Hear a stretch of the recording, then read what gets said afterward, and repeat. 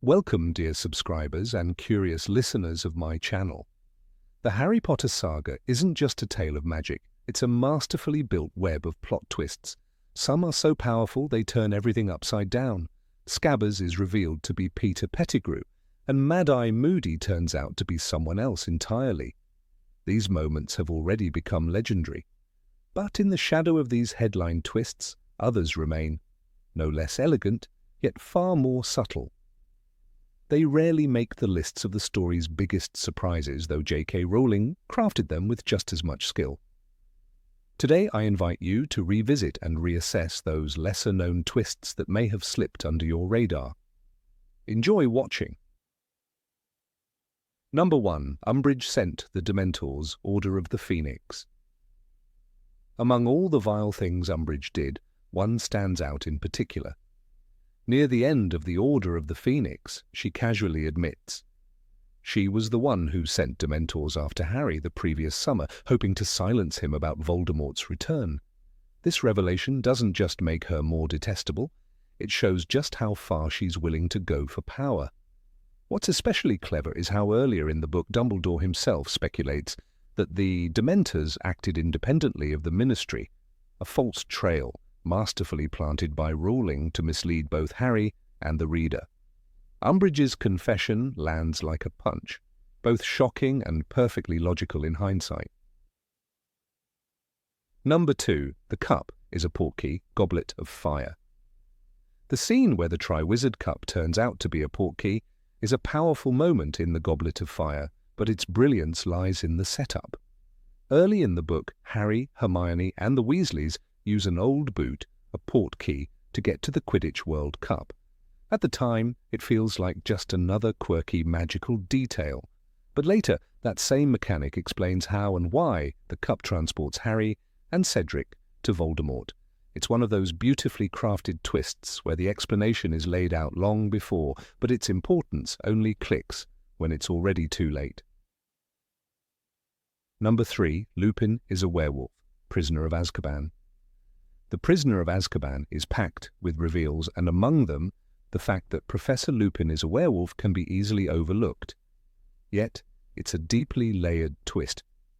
Snape, while covering for Lupin, assigns the class an essay on werewolves, hoping someone will piece it together.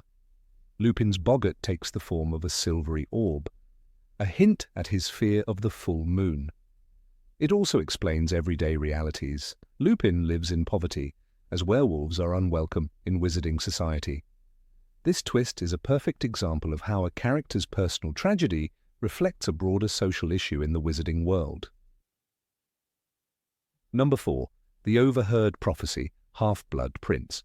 When Harry learns that Snape overheard Trelawney's prophecy and passed it to the Dark Lord, his entire world crumbles, especially knowing that this prophecy prompted Voldemort's attack on the Potters and Lily's death. Harry is furious, especially at Dumbledore for keeping it a secret. But the true power of this twist lies in its depth. It not only explains Snape's motivations, but lays the groundwork for his entire arc of redemption. For one act, he pays with a lifetime of sacrifice, protecting the son of the woman he loved.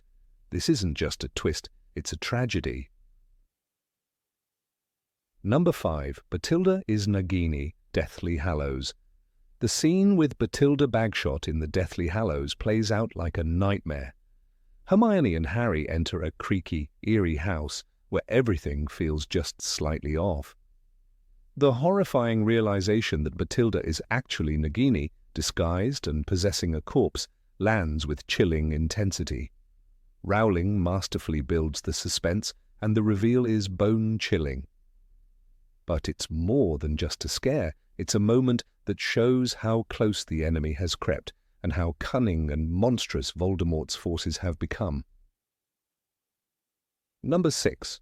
Krum asked Hermione to the Yule Ball, Goblet of Fire. This moment in the Goblet of Fire was a personal triumph for Hermione. She kept quiet about her Yule Ball date, while Ron joked that no one had asked her. But when Victor Krum, international Quidditch star, walks in with Hermione on his arm, jaws drop. This twist doesn't just serve as comic relief, It's a powerful character moment. Hermione steps out of the shadows of her know-it-all label and into her own power, showing grace, confidence, and independence. And for Ron, it's a painful but necessary wake-up call. Number 7, Arabella Figg, is a squib. Arabella Figg always seemed like a joke, the cat-obsessed neighbour who fed Harry stale cake and made him look at photo albums of kittens. The Dursleys treated her like a harmless oddball. Harry hated every visit, but in Order of the Phoenix, the truth lands like a quiet thunderclap. After the Dementor attack in Little Whinging, Mrs. Figg appears out of the shadows, no longer a joke, but an ally. "Don't put your wand away, you idiot boy," she snaps. She had seen everything. She knew about the Dementors. She had been watching all along. It turns out she's a squib, born to magical parents but without powers herself. Still, Dumbledore trusted her. He gave her a mission, protect Harry, and when the Ministry tries to expel him, her testimony is what turns the tide. "I saw them, Dementors, 2 of them." The courtroom stares, stunned. What looked like background noise in earlier books was in fact part of a secret web of protection. Figg's reveal reminds us, no character is too small, no detail too unimportant. Rowling hid loyalty in plain sight behind a dusty living room and a plate of dry biscuits. Number 8. Ron becomes a prefect. When Ron Weasley is named Gryffindor prefect in Order of the Phoenix, Harry stares at the badge in disbelief. "Me?" Ron says, stunned. "You sure?" Everyone thought it would be Harry. He had faced trolls, Basilisk, Dementors. He had duelled Voldemort and returned alive. Even Harry expected it. But Dumbledore chose Ron, and for the first time, Harry feels something ugly. Jealousy. He smiles, but inside, he's hurt. It was hard to feel very pleased for Ron, he admits, when he felt so let down himself. The moment is small but sharp.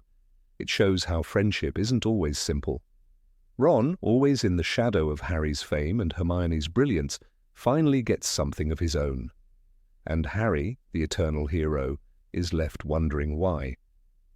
Rowling doesn't shy away from it. She lets Harry be honest, flawed, and human, and in doing so she gives Ron what he's long deserved, not just a badge, but a moment where he matters without being anyone's sidekick.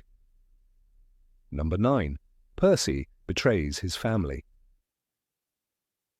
Percy Weasley had always been proud of his grades, his prefect badge, and later his job at the Ministry. But in Order of the Phoenix, ambition swallows him whole. He sides with the Ministry, dismissing Harry's warnings and calling Dumbledore a traitor. Worst of all, he walks out on his family. "I don't want to be associated with people who are against the Ministry," he tells his father. The letter he sends to Ron is cold, cruel, and full of instructions to distance himself from Harry. It's not just a disagreement, it's a betrayal that cuts straight through the Weasley home. For Molly and Arthur, the loss is personal. For Fred and George, it's a scar. The twins never forgive him easily. Even Ron is stunned into silence. And yet the war moves forward. Percy's absence lingers like a ghost in every family scene. It's only during the Battle of Hogwarts that he returns, shoulders stiff, eyes full of regret. He fights beside his brothers, and when Fred falls, Percy doesn't leave his side. Not again. The damage was done, but in that moment he chose them. He came back, not as a Ministry man, but as a brother. Number 10. Grawp is Hagrid's brother. When Hagrid returns from his secret mission in Order of the Phoenix, bruised and silent, no one guesses what he's hiding in the forest, but the truth is, both bizarre and touching, he has brought back his half-brother Grawp, a 15-foot-tall giant with a bad temper and no understanding of human words. Hagrid, stubborn as ever, believes he can civilize him. "He's my brother," he says simply. That's enough for him. He builds a shelter in the Forbidden Forest and visits Grawp daily, trying to teach him English and manners while dodging tree branches and flying fists. Most students thought Hagrid was mad. Even Harry, Ron, and Hermione were skeptical. Grawp was loud, dangerous, and utterly uninterested in learning. But hidden beneath the chaos was something deeper. Hagrid, orphaned and half-giant himself, had always been alone. Bringing Grawp back wasn't just a mission, it was a desperate attempt to reclaim some piece of family.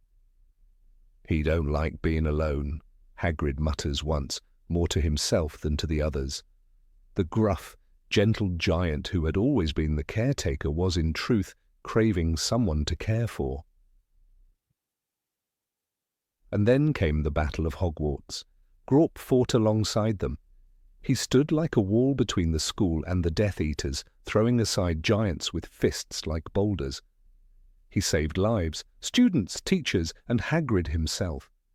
In the end, the absurdity of a giant hiding in the forest gave way to loyalty, bravery, and something close to love. Grawp may never have spoken clearly, but when he roared against Voldemort's army, his voice said everything that mattered. Number 11. Lockhart is a fraud. Gilderoy, Lockhart was everything the wizarding world seemed to adore. Handsome, well-dressed, and always ready with a dazzling smile. His books lined every shelf, from travels with trolls to gadding with ghouls. Parents praised him, witches swooned, and even Hermione Granger fell under his charm. But when the real danger came, when a student was taken into the Chamber of Secrets, Lockhart's polished image began to crack. He stuttered, stalled, and panicked. "You mean you're going to try and get into the chamber?" he asked Harry and Ron, horrified. "I'm afraid that's impossible." The truth hit in the dank tunnels under Hogwarts. Cornered by Harry and Ron, Lockhart finally confessed. None of it was real. "Books can be misleading," he admitted, brandishing Ron's broken wand. He had tracked down real heroes, heard their stories, and then erased their memories. Every tale in his best-selling works belonged to someone else. The man who boasted of defeating banshees and battling werewolves hadn't faced a single one.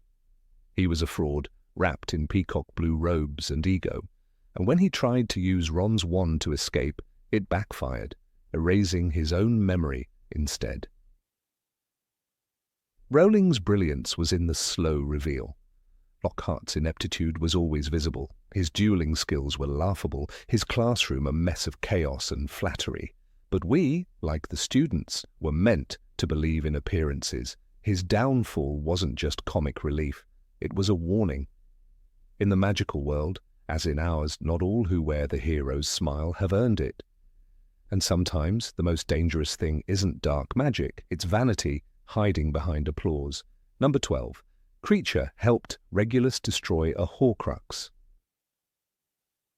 For most of the series, Kreacher seemed like nothing more than a bitter, muttering nuisance. He insulted Harry, worshipped the memory of the Black family's darkest members, and clung to their hateful traditions. But in Deathly Hallows, the truth emerges like a slow dawn. Kreacher once served Regulus Arcturus Black, Sirius's younger brother, and it was Regulus who discovered Voldemort's secret, his horcrux, and dared to turn against him. "Master Regulus had changed his mind," Kreacher whispers. "He ordered me to come back." But Regulus never returned. He died beside that cursed lake, his body dragged under by Inferi. Kreacher had been forced to drink the same poison Dumbledore would later endure. He alone knew the truth. Voldemort had left Kreacher to die, but the elf returned, loyal to his master, even after unimaginable pain.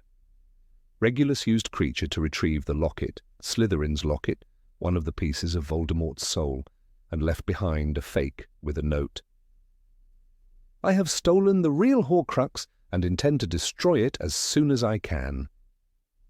Those were Regulus's final words, a quiet defiance that echoed through time. Kreacher guarded that secret for years, trapped in grief and isolation.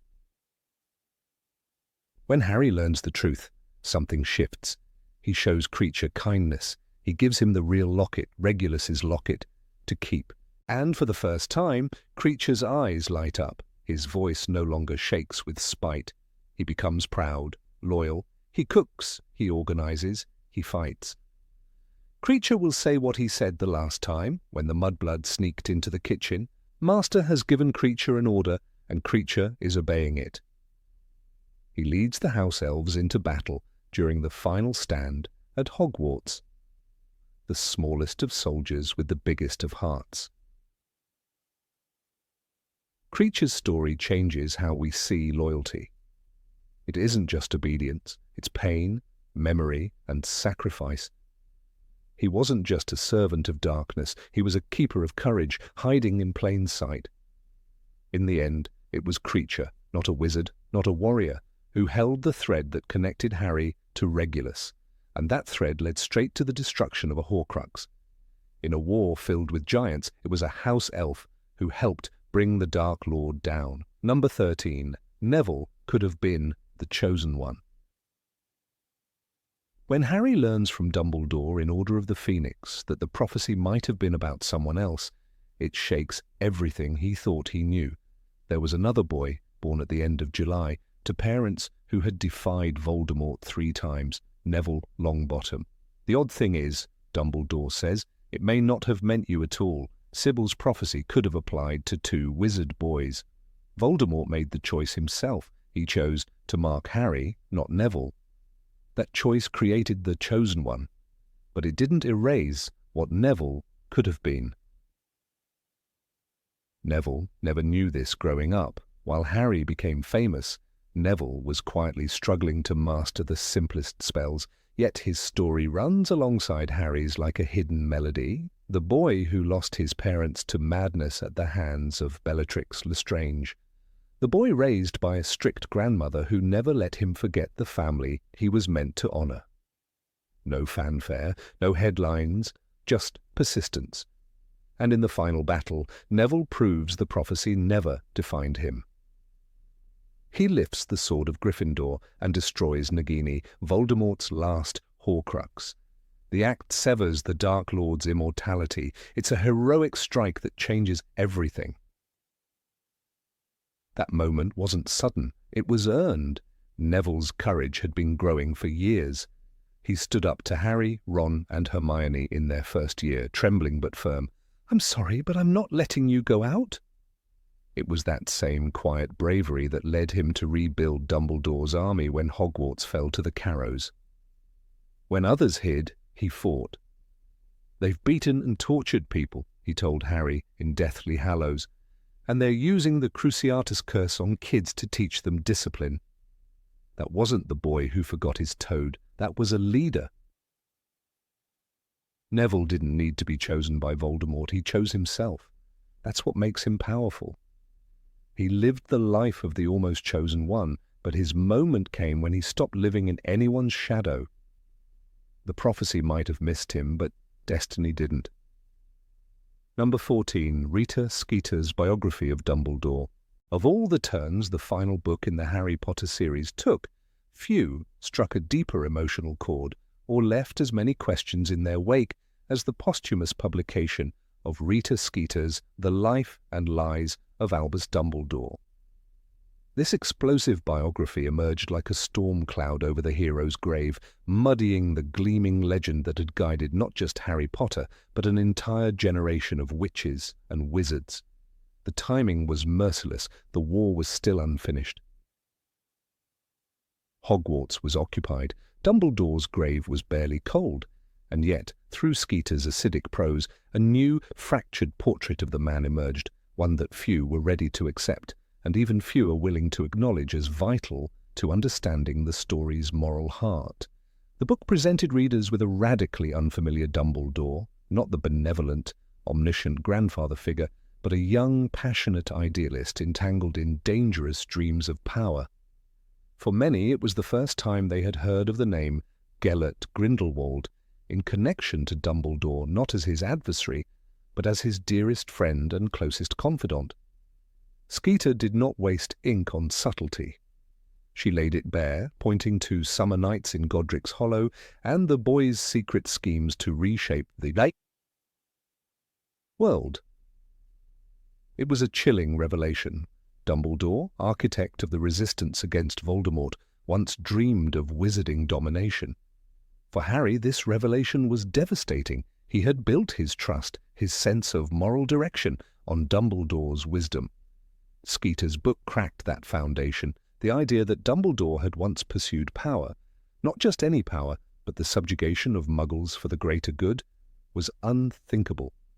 "You gave him your trust, didn't you, Harry?" Skeeter's venomous words echoed with uncomfortable accuracy. Harry had. And now he was left wondering if that trust had been misplaced. The tragedy of Ariana Dumbledore, long cloaked in mystery, was another knife in the heart. Through the scattered memories of Aberforth and the digging of Skeeter, the pieces fell into place. Ariana, attacked by Muggle boys, left emotionally and magically unstable. Her father sent to Azkaban for vengeance. Her mother later killed in an accidental magical outburst. And then worst of all, a duel, Albus, Aberforth and Gellert, that ended with Ariana's death. And no one ever knew whose curse had taken her. That burden, Skeeter claimed, haunted Dumbledore until his final breath. It painted his ambition not as noble, but as deeply painfully human, driven by guilt, regret, and the need to atone. It was this complexity that should have elevated Dumbledore's legacy, but instead it unsettled readers. The wizarding world was desperate for clarity, for saints and villains neatly separated by robes of white and black. But Dumbledore defied this. He was a flawed savior, a man who had learned wisdom through pain. "Do not pity the dead, Harry. Pity the living, and above all, those who live without love," he told Harry, a man who had once contemplated ruling a loveless world for the sake of magical superiority. Those words, in hindsight, revealed not detached wisdom, but lived experience. This narrative turn, where the audience is asked to reconcile Dumbledore's greatness with his sins, remains one of Rowling's most underappreciated triumphs. The books had long toyed with moral ambiguity, Snape's double allegiance, the Ministry's corruption, Sirius Black's recklessness. But with Dumbledore, it was different. This was not ambiguity on the periphery, it was a challenge to the very centre. To love Dumbledore now meant accepting his darkest moments, not excusing them, but understanding that his greatness was forged through failure. In one of the most emotionally charged passages of the book, Harry confronts Aberforth in Hogsmeade. Aberforth's bitterness is palpable. "He's got you fooled like the rest of them, hasn't he?" he sneers. But Harry, shaken as he is, does not retreat. "I trusted the man I knew," he replies. This line is quietly monumental. It marks Harry's emotional graduation. He is no longer the boy who believes adults are infallible. He has learned to live with imperfection, to choose belief not because it's easy, but because it's grounded in truth. And it was the truth, Dumbledore's truth, that proved most powerful. When Harry walks into the Forbidden Forest ready to die, he does so not on the command of a perfect mentor, but because he understands the cause Dumbledore served. The man who had once sought to enslave Muggles had spent a lifetime protecting them. The man who had lost his sister had tried, over and over again, to prevent others from losing their families. The man who had failed, and failed grandly, had still stood between Voldemort and the world. Skeeter, in her sensationalism, accidentally gave readers access to the deepest core of Dumbledore's humanity. "Grindelwald, that's a name to conjure with, isn't it?" she wrote, implying scandal. But for Dumbledore, Grindelwald was not scandal but grief, a symbol of his temptation and his heartbreak. The duel that finally ended Grindelwald's reign decades later was not a victory, but a reckoning. And even then he could not bear to speak of it. Silence, in Dumbledore's world, often said more than words. It is telling that the Elder Wand, which passed from Dumbledore to Harry, was never truly mastered by its bearer. Dumbledore took it not to dominate, but to contain it. In doing so, he mirrored his own life. Powerful, yes, but never unchained. When Harry snaps the wand in two and throws it away, he completes what Dumbledore never could. The final rejection of the boyhood dream that nearly destroyed them both. This act, subtle yet symbolic, was shaped not by Dumbledore's perfection, but by his flaws. Number 15, moaning, Myrtle was the Basilisk's victim. Of all the secrets buried within the walls of Hogwarts' School of Witchcraft and Wizardry, few are as sorrowfully overlooked as the story of moaning Myrtle, the ghost who cries endlessly in the girls' bathroom. Most readers remember her as a wailing nuisance, a spectral girl with pigtails and thick glasses who spends her time sulking in a toilet stall. But beneath this comic mask lies one of the darkest and most poignant plot twists in the entire Harry Potter saga. Moaning Myrtle, born Myrtle, Elizabeth Warren, was the first and only known student to die as a direct result of Tom Riddle opening the Chamber of Secrets. In Harry Potter and the Chamber of Secrets, this revelation is delivered with surprisingly little fanfare. Harry, Ron, and Hermione piece together that Myrtle was the girl killed the last time the chamber was opened, 50 years prior.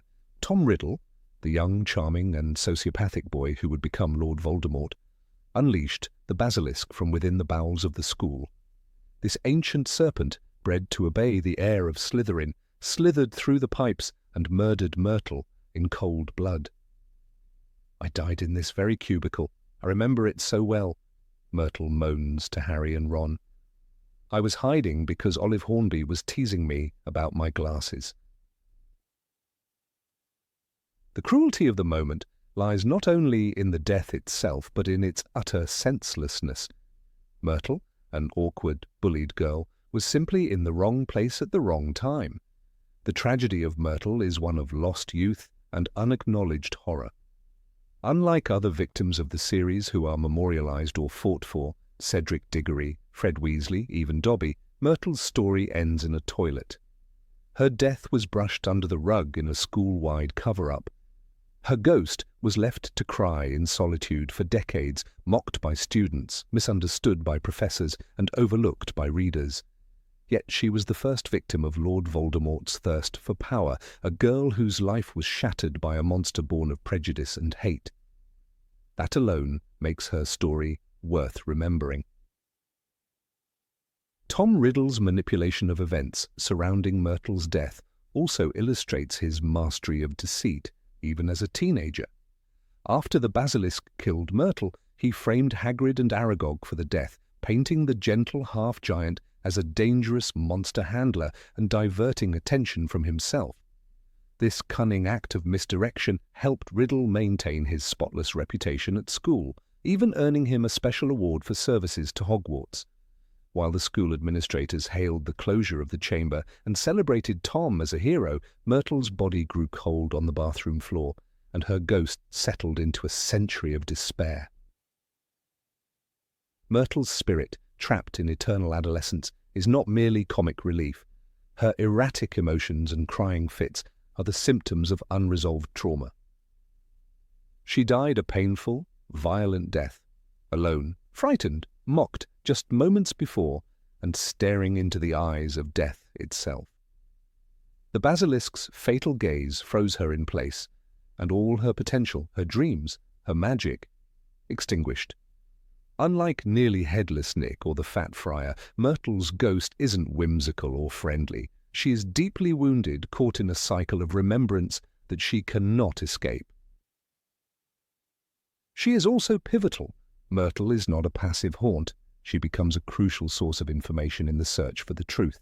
Her detailed memory of the moment of her death, the yellow eyes she saw, the sound of a boy speaking a strange language, the sudden paralysis, gives Harry and Ron the final clue needed to realize that the creature is a basilisk. Without Myrtle, they might never have discovered the true nature of the monster or found the entrance to the chamber. In that sense, Myrtle is both a victim and a savior, using her suffering to stop the horror from repeating itself. Even her association with Hermione is telling. It is Hermione who first connects the dots after being petrified.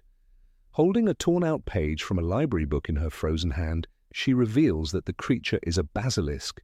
But why would Hermione suspect this? Because she, too, had spoken with Myrtle. Because Myrtle's story, her haunting memories, planted the seeds of suspicion. Myrtle, in her lonely grief, unknowingly passed the torch to another clever Muggle-born girl. There is something poetic, even redemptive, in that transfer. And then there is the moment in the book when Myrtle reveals how long she waited for someone to pay attention to her death. "I remember seeing a pair of great big yellow eyes, and then I was floating away." This ghost, whose cries most students find annoying, is recounting her murder. The scene is not played for horror or for tears. It passes quickly, with the narrative shifting toward action. But this moment contains the quiet heartbeat of real tragedy. Myrtle didn't just die, she was forgotten. Even after Harry defeats the Basilisk, Myrtle doesn't find peace. She continues to haunt the bathroom, crying, complaining, sometimes flirting with Harry. That's not because she's silly. It's because the injustice done to her was never truly addressed. No statue was raised in her honor. No one formally acknowledged that Tom Riddle was her killer. She remains frozen in time, not just by death, but by narrative neglect. The very fact that the wizarding world did not exonerate Hagrid, did not apologize to Myrtle, shows the deep flaws in magical society. The way Myrtle is treated by other characters also reflects this systemic disregard. Even Dumbledore, the great champion of the underdog, never seems to address her suffering. While he defends Hagrid and suspects Tom Riddle's involvement, he never publicly clears Myrtle's name. Her life and death are a footnote, a tragic error in a larger story. But for her, it was everything. It was her entire existence. She did not sign up to be a martyr or a warning. She was a teenage girl who wanted to be left alone and instead was thrust into history by the blade of a monstrous eye. Number 16, Stan Shunpike, is arrested as a Death Eater. In Harry Potter and the Half-Blood Prince, the moment is brief and easily missed. Buried within the fog of political spin and growing darkness, it flickers on the page, a name mentioned in passing, followed by Harry's instant, burning disbelief. Stan Shunpike, the conductor of the night bus, is arrested as a Death Eater. No fanfare surrounds the revelation, no dramatic confrontation, no ominous wand duel. Just an announcement from the Ministry of Magic and a reaction from a teenage boy who knows better. It's a small twist, but its implications strike deeper than many of the saga's more obvious turns. Stan's arrest is not just another entry in the Ministry's list of accomplishments. It's a quiet indictment of the entire system, of the bureaucracy that governs the magical world, and the fear that has begun to rot its foundations. Stan, a minor figure in the series, first appeared in The Prisoner of Azkaban as the awkward, spotty young man who shepherded Harry across the country aboard the night bus. He spoke in exaggerated tones, cracked jokes, and fumbled through his duties with a kind of endearing incompetence. He was not brave, not brilliant, and certainly not threatening. Stan was ordinary, and that is precisely what made his fall so disturbing. When Harry reads that Stan has been arrested, he doesn't doubt his innocence for a second. "Stan Shunpike's a Death Eater? Come off." "It," Harry says bitterly. The words don't feel like denial, they feel like a punch to the reader's sense of fairness. The Ministry, by contrast, sees an opportunity. Rufus Scrimgeour has recently taken power, replacing Cornelius Fudge in the wake of Voldemort's undeniable return, but Scrimgeour, despite being more aggressive, is no less invested in appearances. His ministry needs to prove effectiveness. Real victories against Death Eaters are hard won, and the enemy moves in shadows. But Stan is easy. He is unimportant, defenseless, and a perfect public trophy. His name makes a fine headline. In arresting Stan, the Ministry crafts an illusion of control, a narrative that justice is being served. But it is a lie, a convenient, ugly lie. Harry sees through it immediately. This is not justice, it's theatre. And it strikes a deep nerve. From the beginning, Harry's story has been shaped by his opposition to corrupt or incompetent authority. In Order of the Phoenix, he clashes with Fudge's denial and Umbridge's authoritarianism. But Stan's arrest marks a new low. the deliberate sacrifice of an innocent man to feed public reassurance. It's not just about incompetence anymore, it's about institutional cruelty. The story becomes even more harrowing when we consider that Stan's arrest doesn't occur with evidence or trial. The book never outlines any direct accusations, no testimony, no proof of allegiance to Voldemort. We only hear that he was caught talking about the Death Eater's plans. In a time of widespread fear, that is enough. The Ministry does not need to prove his guilt. It only needs to make the public believe in it. As in any regime trembling under threat, it is safer to punish the innocent than to admit powerlessness. This moment also forces us to re-examine the moral fabric of the wizarding world. For all its enchantment and wonder, it is not a utopia. The magical community, like the Muggle one, is vulnerable to propaganda, fear, and blind obedience. Stan's arrest reveals the cracks. Injustice in the name of order, silence in the face of falsehood. When institutions prioritize image over truth, individuals like Stan become disposable. Harry's outrage is not just personal, it's political. He fights Scrimgeour on this very issue. In Half-Blood Prince, the Minister visits the Burrow to recruit Harry as a symbol, a poster boy for the Ministry's war effort. But Harry refuses, citing Stan's arrest as a sign that the Ministry is still as corrupt and misguided as it was under Fudge. "You're still rounding up the wrong people," Harry says, cutting through Scrimgeour's manipulations. That confrontation, like Stan's arrest, is brief, but telling. It encapsulates Harry's growing disillusionment with authority and his belief that fighting Voldemort means more than just opposing dark wizards. It means opposing the lies that protect them. In a story filled with grand battles and powerful magic, this small moment, so easily skimmed over, stands out as one of the most realistic. It mirrors the real world's injustices, where systems designed to protect can become tools of oppression, where scapegoats are paraded to distract from the absence of real victories, where fear drives decision-making and power clings to illusion. Stan becomes, in this way, a symbol of all those crushed by machinery far beyond their understanding. His fate also casts a shadow over the resistance movement. The Order of the Phoenix, though morally upright, cannot prevent Stan's arrest. They are underground, fighting an uphill battle. Their hands are tied. The institutions that should defend the innocent are compromised, and so despite all their efforts, an innocent man sits in Azkaban. That reality gives weight to the stakes of the war. It is not only Voldemort who must be defeated, it is the entire culture of fear and compromise that has allowed him to rise.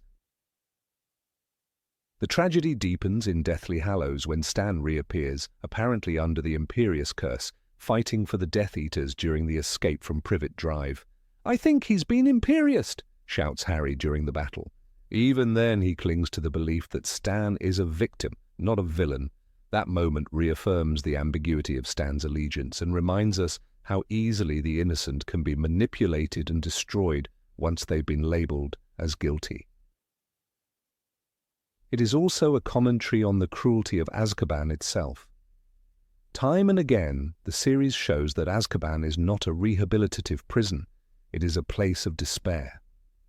The Dementors drain hope, erase identity, and leave people hollow. For someone like Stan, young and foolish but harmless, Azkaban is a death sentence of the soul. Even if he survives, he will not emerge unchanged. In this, Rowling critiques not just magical injustice, but the very concept of punitive incarceration. Number 17, Petunia received a letter from Dumbledore. In the final book of the Harry Potter series, The Deathly Hallows, a quiet yet haunting revelation occurs. It doesn't come through an explosive duel or a whispered prophecy, but in the form of a letter. A letter sent by Albus Dumbledore, not to a powerful wizard or an Order member, but to Petunia Dursley, Harry Potter's aunt, the woman who had long presented herself as magic's most bitter adversary.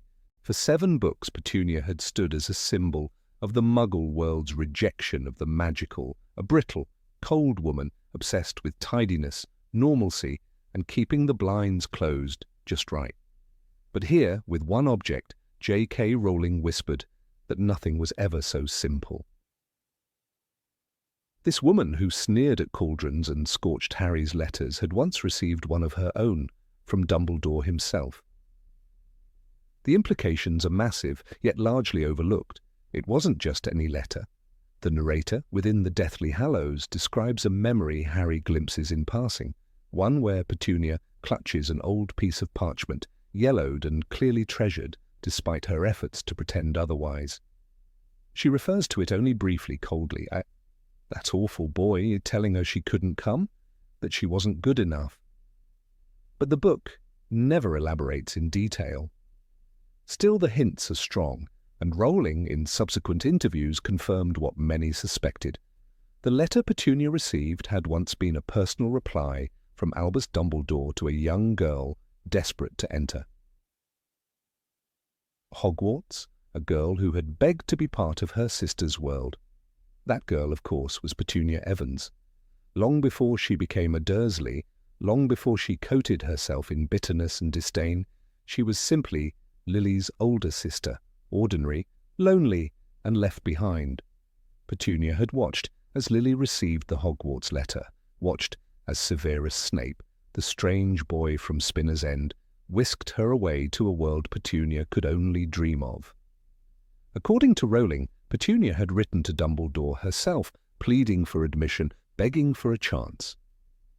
Dumbledore's reply was gentle, perhaps even kind, but firm. She was not a witch, and she never would be. This rejection, quiet and clean on the surface, was catastrophic. Petunia had already seen herself as second best to Lily, whose every action shimmered with wonder and admiration. Where Petunia was plain, Lily was radiant. Where Petunia sulked in shadows, Lily basked in attention. Magic wasn't just a power. It was, to Petunia, a golden key to love, admiration, and acceptance. Being denied that key sealed a wound that never closed, and thus Petunia's animosity was born not out of hatred, but out of loss. The contempt she spat at magic was a defense mechanism, forged in childhood disappointment and sharpened with every reminder of her exclusion. When Dumbledore left Harry at the Dursleys' doorstep with a new letter all those years later, the pain resurfaced. He explained the importance of blood protection, why Harry needed to live with Lily's sister to remain safe. Yet for Petunia, this wasn't just an assignment, it was a cruel twist of fate. The boy she was told to care for was living proof of everything she had never been: magical, chosen, loved by the extraordinary. Dumbledore's second letter wasn't just a security measure, it was a command from the same man who had once told her she didn't belong, and now she was to safeguard the very legacy she'd been denied.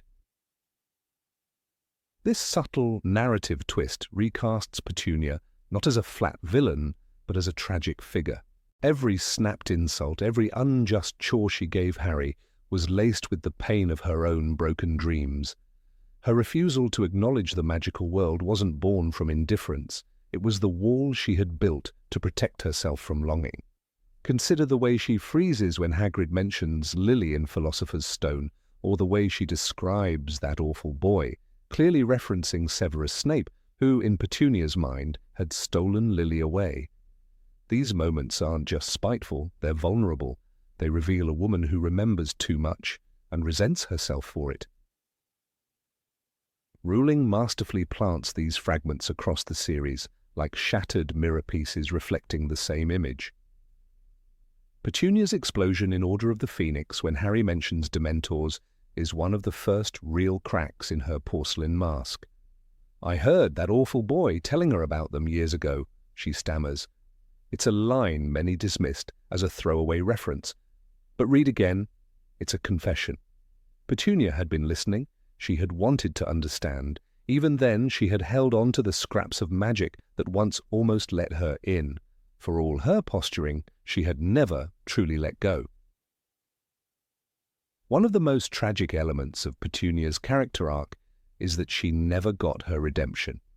Unlike Snape, who eventually confesses his regrets, or Draco, who begins to unravel the prejudices he was taught, Petunia ends the series still encased in silence. But perhaps that is the most realistic fate for someone like her. Not every wound bleeds openly. Some are buried beneath decades of dust and pride. Her farewell to Harry, stiff and emotionless, is a missed opportunity, both in the narrative and in her personal journey.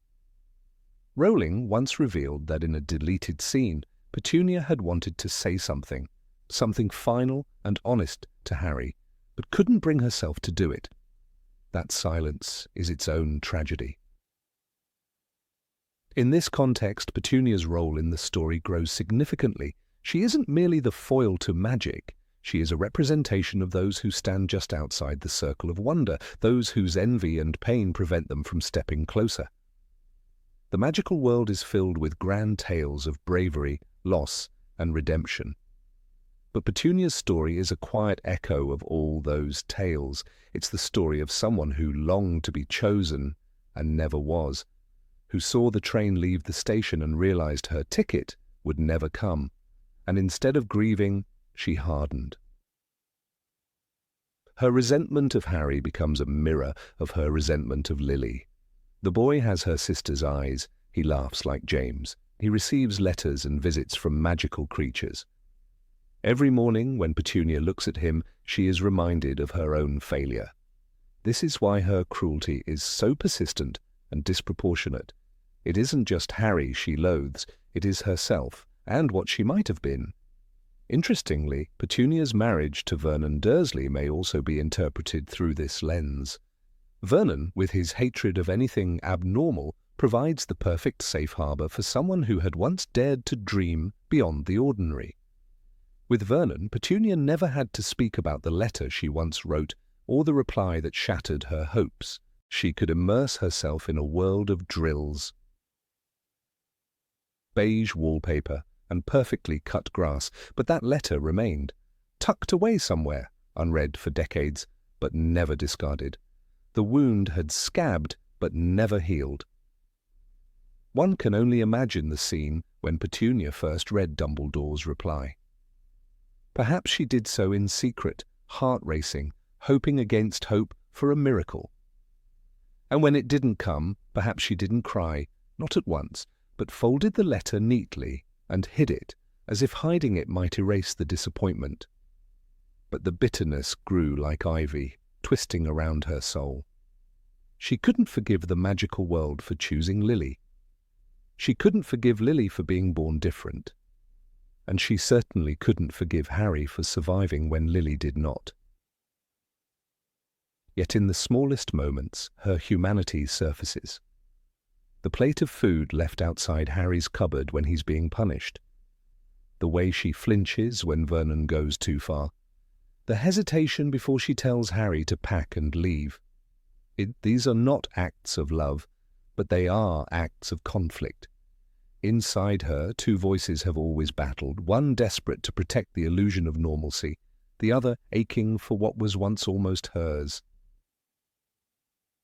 Petunia's character, examined under this light, is reminiscent of the Greek concept of phathanos, not mere jealousy, but a toxic, soul-consuming envy that causes the person to suffer more than their target. Her hatred doesn't destroy Harry, it corrodes her. That is her punishment, that is her penance, to live in a house filled with echoes she tries to deny, raising a boy who is everything she wanted to be and never being able to say a word. There is no redemption scene, no catharsis for Petunia. And maybe that's why the twist of Dumbledore's letter remains so painful and so real. Not all character arcs are completed, not every wound is healed. Petunia is one of the few characters who doesn't get a grand revelation. Her tragedy is small, quiet, and deeply human. It is hidden in corners of dialogue, in half-spoken sentences, and in a letter no one ever truly read. It's easy to dismiss her as the villainous aunt, but once we know about the letter, her figure looms larger, not in grandeur, but in sorrow. She is the girl who wrote to Dumbledore and never told anyone, the woman who watched her sister fly while she remained earthbound, the aunt who, for all her cruelty, once dared to believe she belonged among witches and wizards, the child who was told no and never recovered. This is why the story of Petunia's letter matters. It reveals that magic isn't the only kind of power in the wizarding world. The power of longing, the power of regret, the power of unspoken dreams, these forces are just as real and just as enduring. For Petunia Dursley, the magic was never in spells or potions. It was in a single envelope that arrived too late and never said enough. Number 18, Argus Filch, is a squib.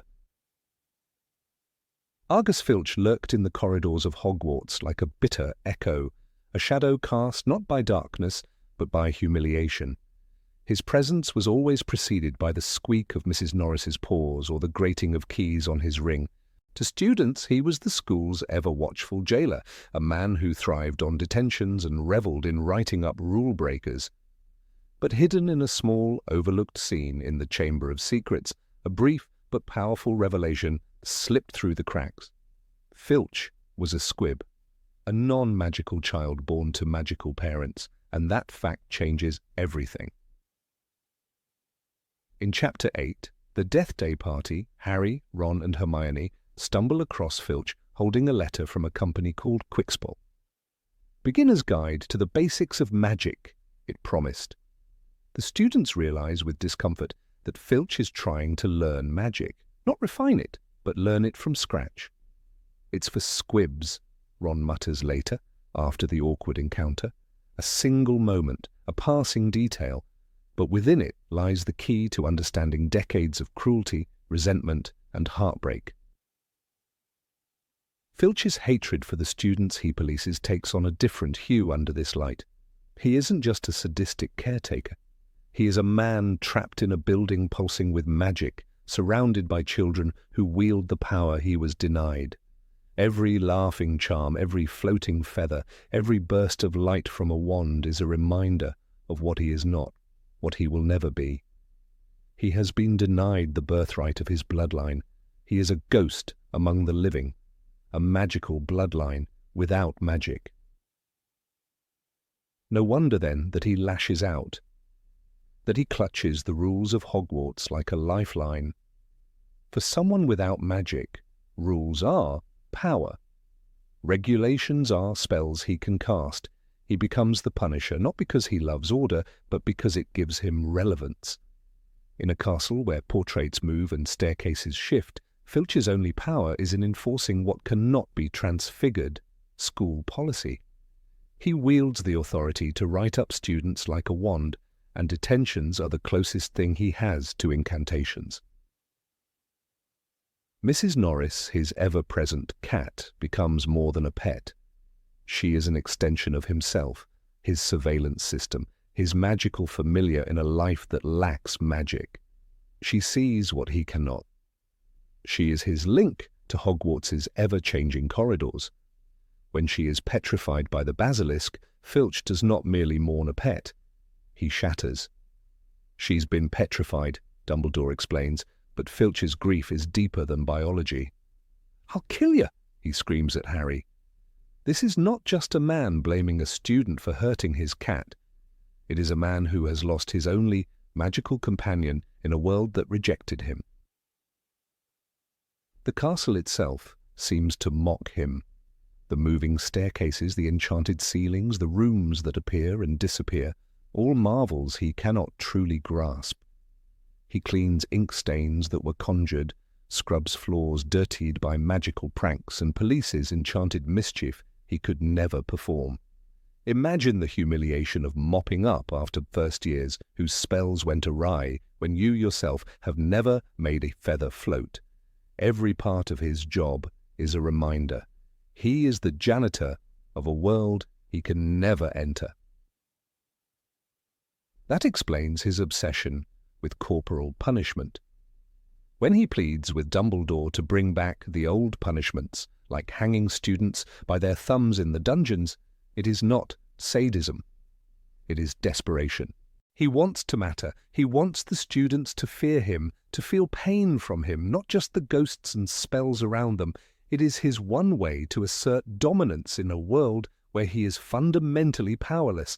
Magic might not obey him, but rules and pain do. Hogwarts employs few non-magical staff. Filch is the only confirmed Squib in the books working there. Even among Squibs, his position is rare. Arabella Figg, another Squib, was placed outside Hogwarts watching Harry in the Muggle world, but Filch lives in the very heart of the magical world. This proximity to power, ungraspable and teasing, must eat away at his soul. Day after day, he lives within reach of the very thing that has always been out of reach. Students mock him not because they know he's a Squib, most of them don't, but because they can sense his otherness, his bitterness, his lack of belonging. In Order of the Phoenix, when the caretaker of the Muggle Prime Minister's office is mentioned, it's in passing. But Filch? He is always there, angry, mumbling, lurking. He becomes a figure of ridicule. Peeves, the poltergeist and a magical being, delights in tormenting him, calling him the Squib when he wants to hurt him most. His reaction to magic is not just envy, it's fear and shame. When he catches Harry near the petrified Mrs. Norris and believes him guilty, he doesn't ask for punishment out of logic. It is emotion. A Squib cannot fight back with spells. He must scream and accuse. He must puff himself up like a threatened animal. His anger is the armor of a man who knows he cannot duel, cannot defend, cannot transform, cannot heal. A lifetime of watching others cast spells has left him brittle and burning. The Quickspell course, laughable on the surface, is the saddest proof of Filch's internal war. It's marketed like a scam, targeting the most desperate. And Filch fell for it. He wants to believe there's hope, that perhaps like a late bloomer he might still find magic in his blood. But there is no cure for being a Squib. The magical world rarely acknowledges them. They are an embarrassment, an echo of failure in otherwise proud families. Filch's very existence is a living shame for someone, somewhere in his family line. When Dumbledore keeps Filch at Hogwarts, it is not just pity. Dumbledore understands. He sees the pain behind the anger. He knows that Filch is not a villain, he is a tragedy. A man born with magical blood, raised to expect power, only to live every day reminded of what he lacks. Dumbledore, ever the believer in second chances, gives him a place. It's not a glamorous one, but it is a place, a role, a home, even if it hurts. Filch's relationship with the students is thus a mirror of his internal torment. He doesn't just hate them because they break rules. He resents them because they lived the life he was supposed to have. The joy they feel when casting their first spells, the mischief of enchanted objects, all of it stings like salt in a wound. Every joke played on him is a reminder they have magic. He does not, and so he punishes them, hoping that in fear he will find authority. There's a moment in Half-Blood Prince when Filch tries to catch Draco Malfoy for being out late. "I was gate-crashing Slughorn's party." Draco lies smoothly, and Filch backs off. Even in that moment, the power imbalance is evident. A student, younger and smaller, manipulates Filch like a pawn. Filch can write reports and bark threats, but he cannot see through deception, cannot use legilimency, cannot force truth with veritaserum. He is bound to mundane tricks in a magical world. Even his name, Argus, is evocative. In Greek mythology, Argus Panoptes was a giant with 100 eyes, a watchman who saw all. But Filch, unlike his namesake, sees without understanding. He watches over magic without ever touching it. His vigilance is both his curse and his only weapon. He sees everything, but he belongs to nothing. When the final battles rage in Deathly Hallows, Filch is absent from the glory. He is not a fighter, not a spellcaster. He cannot defend the castle with magic. He can move rubble, he can assist, but he is not a protector in the magical sense. This is his legacy, a man born to a world that never wanted him, who stayed anyway, bitter, broken but present, always present. This is why the scene in Chamber of Secrets matters so much, because without it, Filch is just a cartoon villain, a grumpy janitor. But with that one moment, the quickspell letter, Rowling lets the reader glimpse the iceberg beneath, the rage, the loneliness, the despair. It is a master stroke of quiet characterization, a single line that redefines a man, and yet few talk about it. Among the great revelations of the series, Snape's love for Lily, Dumbledore's guilt, Sirius's innocence, Filch's Squib identity is often ignored, but it is no less tragic. It is the tragedy of a man who walks the halls of wonder, forever barred from the wonders themselves. He becomes a symbol of the unseen pain in Hogwarts. The castle is not just a place of adventure and learning. It is also a place where the broken are hidden in plain sight, where magic is not always a gift, but sometimes a mirror of loss. Filch is that mirror, ugly, cracked, and honest. And perhaps in understanding him, we understand a little more about what it means to live without magic in a world that breathes it. Number 19. Quirrell is possessed by Voldemort. The castle hummed with secrets long before Harry set foot inside it. Behind every stone corridor and flickering torch was something more than what met the eye. But among the many mysteries of Harry Potter and the Philosopher's Stone, one twist lurks in the shadows of its own brilliance, never quite receiving the credit it deserves. Professor Quirinus Quirrell, the stuttering, timid Defense Against the Dark Arts teacher, was not just aiding the Dark Lord, he was his living vessel. What makes this twist truly masterful is the veil of misdirection J.K. Rowling weaves so delicately throughout the book. It's a magician's illusion hidden in plain sight, drawing our suspicion towards Severus Snape, hooked nose, sallow skin, and a history of darkness, while the real danger hides behind nervous smiles and trembling hands. Quirrell is painted as laughable, even pitiable, but the reality is much more sinister. From the moment we meet Quirrell in the leaky cauldron, there's a tension cloaked in comedy. Poor man, he's had a terrible fright in the Black Forest," whispers Doris Crockford. Readers take the cue from Harry. This professor, wearing a large purple turban and jumping at loud noises, is no threat. He's background colour. The turban itself is treated almost like a joke, with students gossiping that it's filled with garlic to ward off vampires. But that turban, an absurd, almost silly detail, is hiding something horrifying. Voldemort's face embedded like a parasite into the back of Quirrell's head. This detail is grotesque, mythic, and deeply unsettling. It also changes everything. The Dark Lord, powerless and reduced to a whisper of a soul, has found sanctuary not in some dark forest or ancient crypt, but in the very heart of Hogwarts. More so, he's been present at every meal in the same room with Dumbledore, McGonagall, and even Harry. Rowling doesn't just pull the rug out from under us, she makes us question our trust in every other harmless figure. The deception works because it taps into our own bias. Snape, with his cold demeanour and dark robes, practically screams villain. And when Harry's broom is hexed during the Quidditch match, it's Snape we see muttering incantations. Hermione's accidental fire breaks his eye contact and the broom is stabilized. But in reality, Snape was counter-cursing, trying to save Harry's life. Quirrell, standing on the other side of the pitch, was the one whispering hexes. "Snape was trying to save me?" Harry asks in disbelief later. It's a line that encapsulates the entire trick. We were looking at the wrong man all along. This misdirection wasn't just a clever sleight of hand. It was Rowling establishing her narrative voice. Readers of the later books might expect betrayals and hidden agendas, but in 1997 we were still learning the rules of the game. This was the first time a villain had truly wormed his way into our trust without us noticing. Quirrell didn't need a dark mark or blood-red eyes. He needed only our underestimation.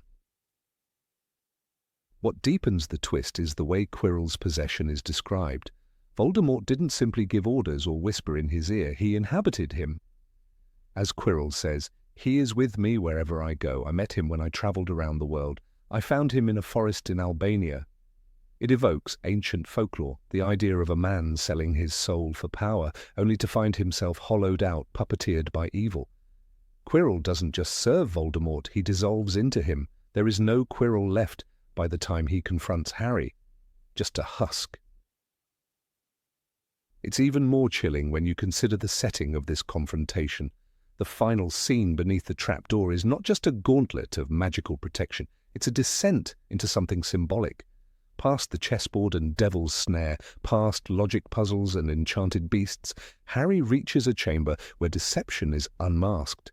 Quirrell stands before the mirror of Erised, confused and helpless. He can't find the stone. "I see myself presenting it to my master," he mutters, his voice tinged with desperation. Even here, Voldemort needs Harry to act.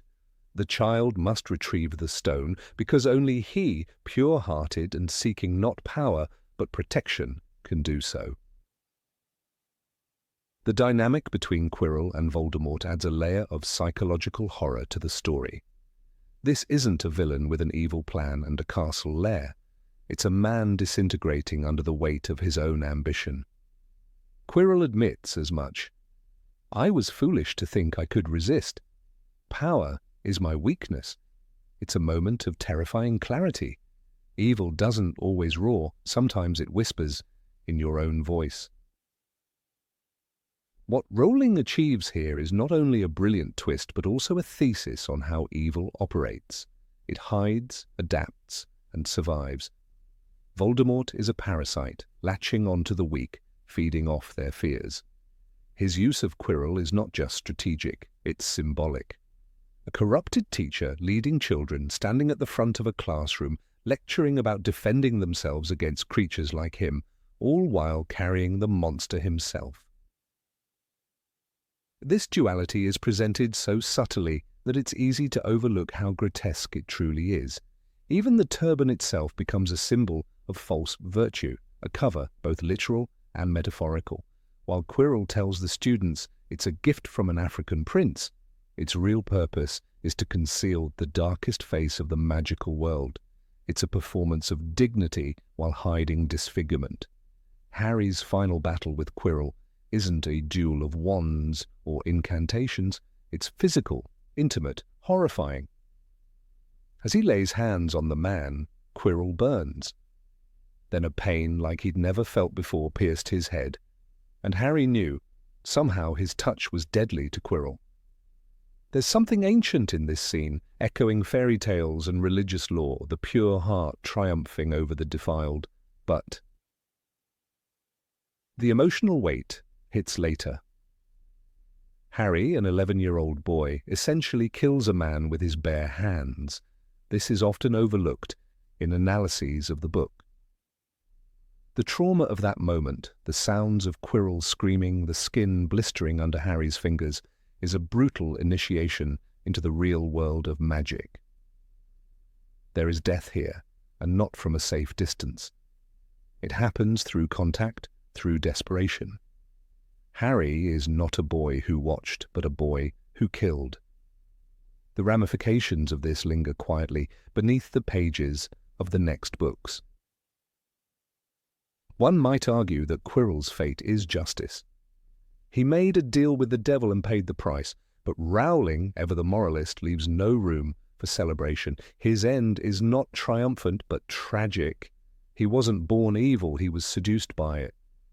And that's what makes his story so powerful, so essential. It's not just about a surprise villain. It's about the nature of corruption, the cost of weakness, and the monstrous things that live behind polite smiles.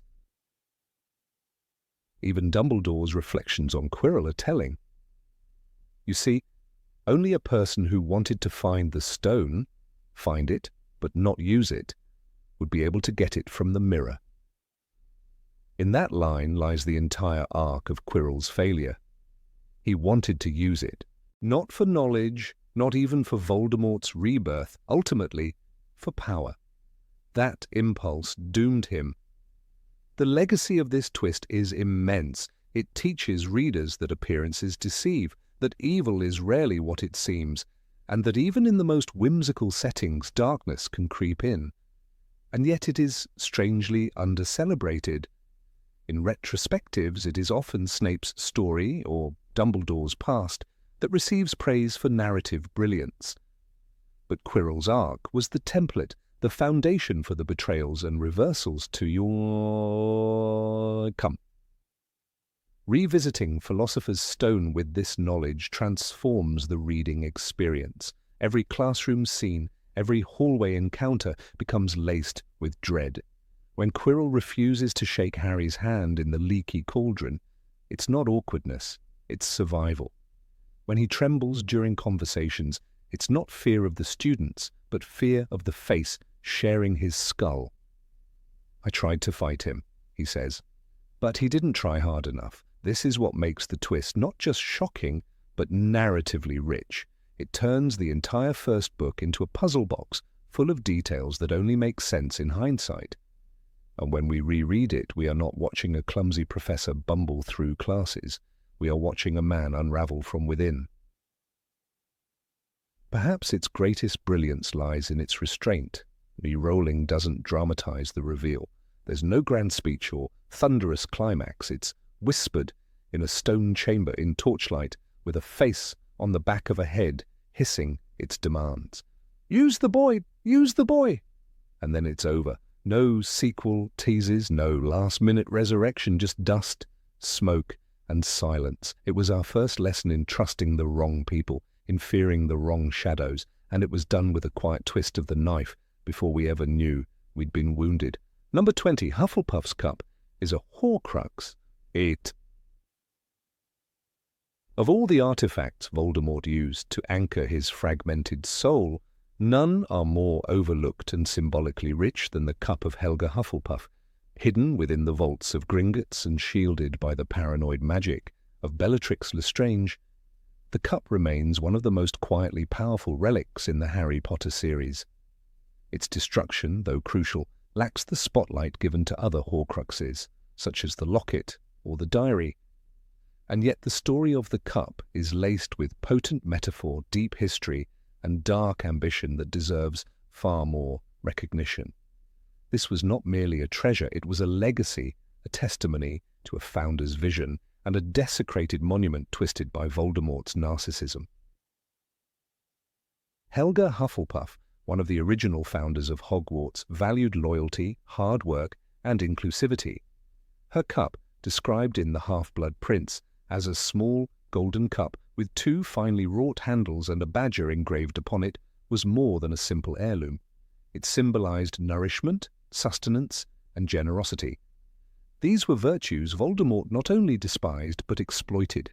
In choosing this artifact, he wasn't simply hiding his soul in an object of magical value, he was deliberately corrupting a symbol of goodness. The theft of the cup from Hepzibah Smith, a wealthy and proud descendant of Helga herself, marks one of the most symbolic acts of Voldemort's contempt for the past. The murder of Hepzibah Smith is not an accident. It is a carefully staged robbery of history. Tom Riddle, under the guise of respect and servitude, gains her trust only to extinguish her life and lay claim to the two items he covets most, Slytherin's locket and Hufflepuff's cup. In The Half-Blood Prince, Dumbledore shows Harry the memory of a house elf, Hokey, taking the blame for the poison that killed Hepzibah. But the viewers of that memory see the subtle cruelty in Tom's gaze. The cup becomes more than a trophy. It is evidence of how Voldemort rewrites the past to suit his hunger for power. When the trio descends into Bellatrix Lestrange's vault in the Deathly Hallows, the atmosphere is suffocating. The cup lies hidden among mountains of cursed treasures, its true value concealed beneath duplicating spells and burning illusions. What makes this vault remarkable is the symbolic weight of its contents. Bellatrix's vault is not simply a treasure hoard, it's a twisted shrine. And the cup of Helga Hufflepuff is its central relic. That Voldemort entrusted it to Bellatrix, his most zealous follower, reveals its importance in his twisted cosmology. The vault itself is a mirror of Voldemort's soul, filled with illusion, deception, and things that burn you if you touch them. The cup, in its gleaming innocence, becomes the very eye of the storm. This object of nurture and healing, once used perhaps to serve food or potions for the benefit of others, is now deadly. That inversion is intentional. Voldemort's genius lies in not just the creation of horcruxes, but in their symbolism. He turns Helga's cup into a literal poison chalice, and no reader should miss the irony in that transformation. The moment Hermione Granger grabs the cup is brief and frantic, but significant. It is not treated with the gravitas one might expect from an artifact of such magnitude. There are no whispered revelations, no awe. Instead, it is one item among many grabbed under duress. But what Hermione holds is centuries of magical history, a cup passed down through generations, representing a founder whose values stand in total opposition to Voldemort's own. That the destruction of such an item is treated as a side quest is one of the series' quiet tragedies. Later, in the Chamber of Secrets, Hermione uses a basilisk fang to destroy the cup. In the Deathly Hallows, it is described, a scream, a horrible scream, Hermione's scream, echoed from the walls, and the cup fell as though it had been thrown and clanged on the floor. Smoke curled from the mouth of the cup. That scream is not just pain, it's resistance. The destruction of the Horcrux is not clean or easy. It requires courage, will, and sacrifice. But again, the narrative moves quickly. The cup is broken, the soul fragment destroyed, but the emotional resonance of the moment fades too fast. Compare this with the Diary of Tom Riddle, which receives dramatic emphasis, eerie possession sequences, and a direct confrontation. The Locket, too, gets a full-blown emotional trial in the forest, testing Harry and Ron's friendship and sanity. Even the diadem of Ravenclaw is destroyed in a burst of fiendfire in a burning room filled with symbolic echoes. But the cup, with its rich history and symbolic inversion, is done away with in a paragraph. There is an imbalance in recognition that obscures how deeply Voldemort desecrated magical history. One of the most fascinating aspects of the cup lies in what it reveals about Voldemort's philosophy. He didn't choose random objects. He chose founder relics because he believed in legacy, his own.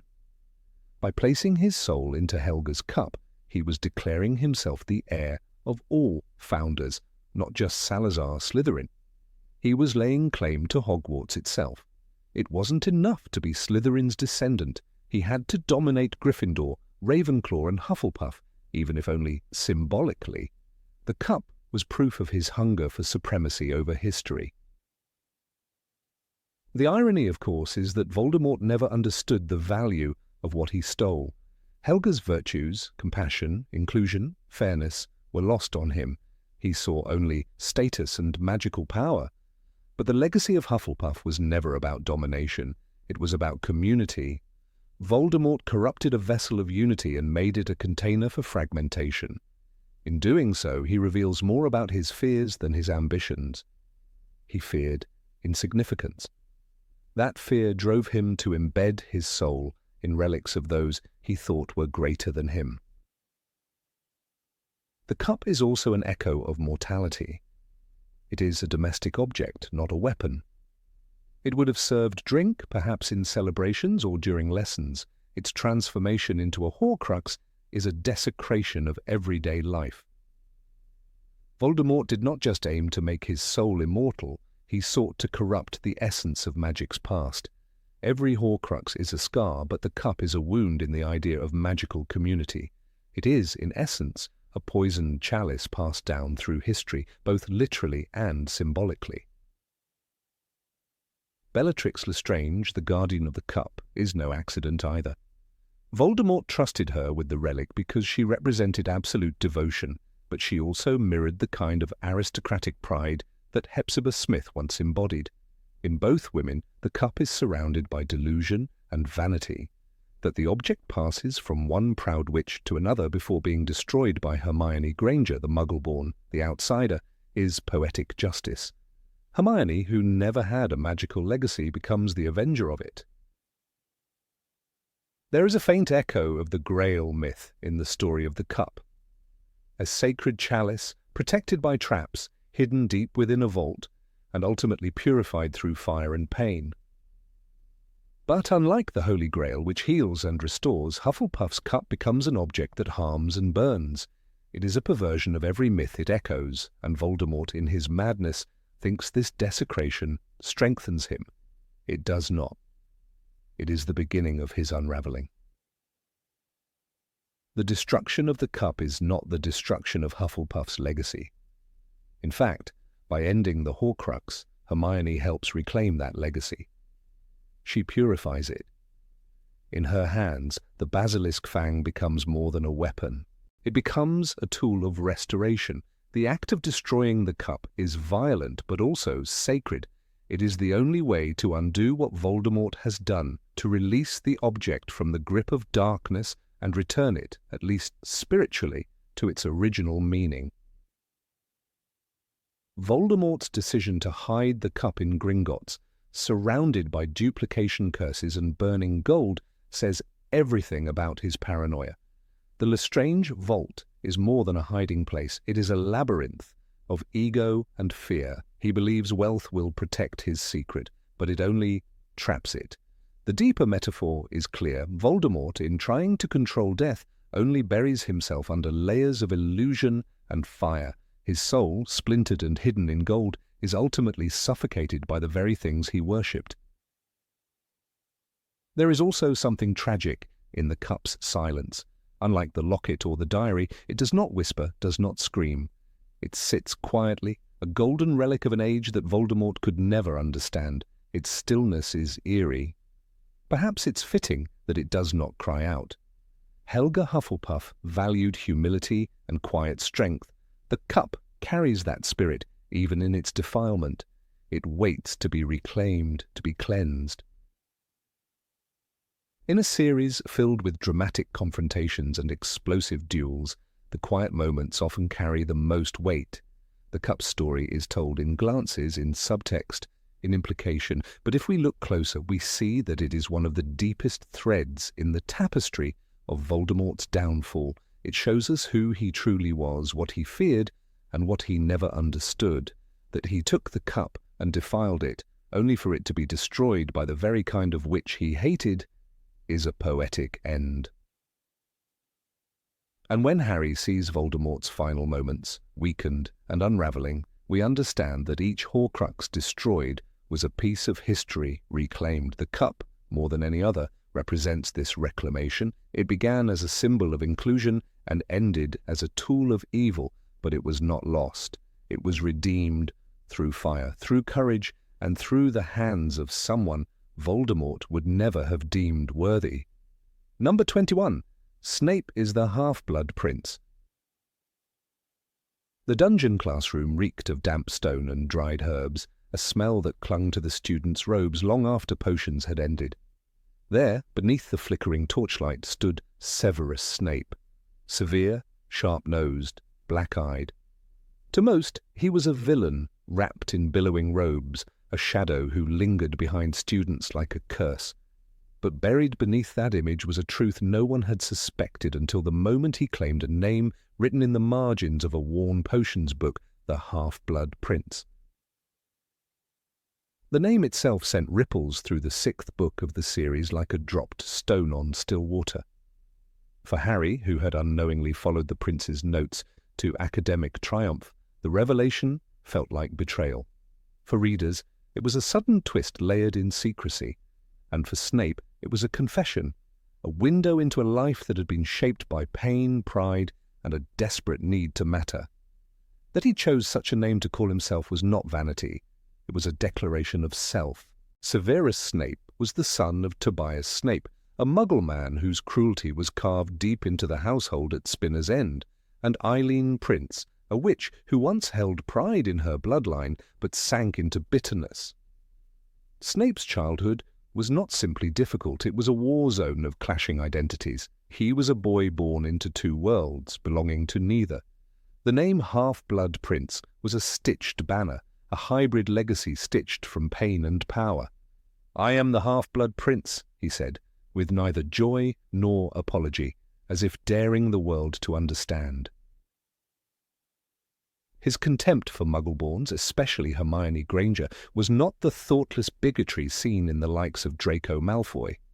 It was something more bitter, more self-directed. Hermione, brilliant and unbending, was everything Snape had once aspired to be, but her parentage cast her as a reminder of his own fractured bloodline. "That is the second time you have spoken out of turn, Miss Granger," he snapped during a lesson in Harry Potter, and the Prisoner of Azkaban, his voice venomous. The bitterness wasn't truly about her. It was about the ghost of himself he saw reflected in her success. Snape's fierce loyalty to Slytherin was not simple house pride, it was refuge. At Hogwarts he found his first sense of belonging among those who valued cunning and blood status. But even there his blood was not pure. He wore green and silver, but beneath it lay the truth. He was only half of what Slytherin demanded. In that sense, the name Half-Blood Prince wasn't just a mask. It was rebellion, a reclamation of a name he believed in more than either of his parents. As a student, Snape's brilliance in potions was not only intellectual, but emotional. The book that Harry found in the Room of Requirement, filled with annotations, shortcuts, and spells like Sectum Sempra, was not merely a record of academic knowledge, it was the diary of a mind trying to perfect control. For a boy whose home life offered none, mastery over potions, over reactions and transformations, was a kind of salvation. In the Half-Blood Prince's notes, you can feel the hand of someone who needed to be better than brilliant. He needed to be irrefutable. There is a deep loneliness in the figure of Snape as a teenager, shadowing the Marauders, sneered at by James Potter, occasionally defended by Lily Evans. That he loved Lily is well known. That he called her Mudblood in a moment of anguish is also remembered. But what is often missed is that this insult came from someone who bore the same kind of blood as hers. Snape, the half-blood, turned the language of his tormentors against her because he could not bear the weakness he saw in himself. In truth, he wanted to be like them, like the pure-bloods, the admired, the respected. But he never was, and he hated that. When Dumbledore offered Snape the role of potions master, it was more than a job. It was a return to the one space in which he had once felt competent, powerful even. But the name Half-Blood Prince no longer appeared. It was hidden, buried in a book, forgotten on a shelf, like a version of himself he no longer allowed to breathe. He became instead the man behind the mask of sarcasm and scorn, keeping his war scars tucked beneath a buttoned collar. Yet the book remained, and the name etched in its margins would one day whisper its truth to Harry. There is a pivotal moment in Harry Potter and the Half-Blood Prince when Harry uses the prince's spell, Sectum Sempra, against Draco Malfoy. The spell slashes open Draco's body like invisible blades. Blood soaks the bathroom floor. Snape arrives, heals him, and then demands to know where Harry learned the spell. "It was written in the book," Harry says, confused. Snape does not shout, does not lose control. He quietly tells Harry to hand over the book. But in his eyes there is terror, not for Harry's safety, but for the unveiling of a truth he spent years hiding. That was his spell, his darkness, his name. For someone who lived most of his life in service to causes that used him, the Half-Blood Prince was the only identity he chose for himself. It was not the name of a Death Eater, nor that of a spy. It was the name of the boy who had no father to love him and no world that would accept him. It was a child's attempt to become something more, someone strong enough to be noticed, to be praised. That it came to light through Harry's accidental discovery made it all the more tragic, because the one piece of Snape's soul that was ever truly his had now been claimed by the boy he resented most. There's a cruel poetry in the way the secret was revealed, Dumbledore dies by Snape's hand. Harry chases him in fury across the grounds of Hogwarts, casting spell after spell, demanding answers, and when he calls him a coward, it is then that Snape turns, his face twisted with rage and weariness, and shouts, "Don't call me coward!" It is not about bravery in that moment, it is about history, about being dismissed, ignored, underestimated. For a man who lived in the shadow of purebloods, who was never Gryffindor's golden boy, to be called coward was a knife in the chest, and it echoed all the way back to Spinner's End. The identity of the half-blood prince is not simply a twist, it is a confession. It tells us why Snape is cruel, why he is cold, why he cannot forgive, and why he chooses to protect. It shows us a boy who grew into a man without ever shedding the bruises of childhood. When he looked at Harry, he saw James. But when he looked at the prophecy, he saw a chance for redemption.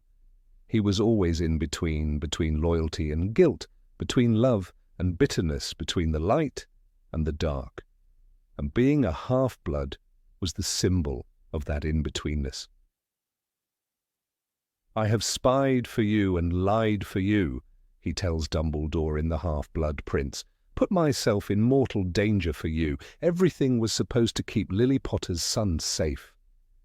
But beyond Lily there is a self he is still trying to protect, the self who once dreamed of being a prince, not a servant, not a Death Eater, not a scapegoat, just a boy who wanted to matter.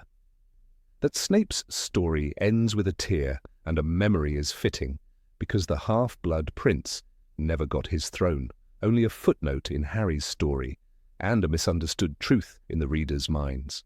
In truth, Snape never stopped being that boy. He taught in shadows, lurked in corridors, and snapped at students not because he enjoyed it, but because he had forgotten how else to speak. He gave Draco advice in secret, defended Hogwarts behind enemy lines, and prepared Harry for battle not with comfort, but with pain. The man who revealed himself as the half-blood prince was not proud, he was tired.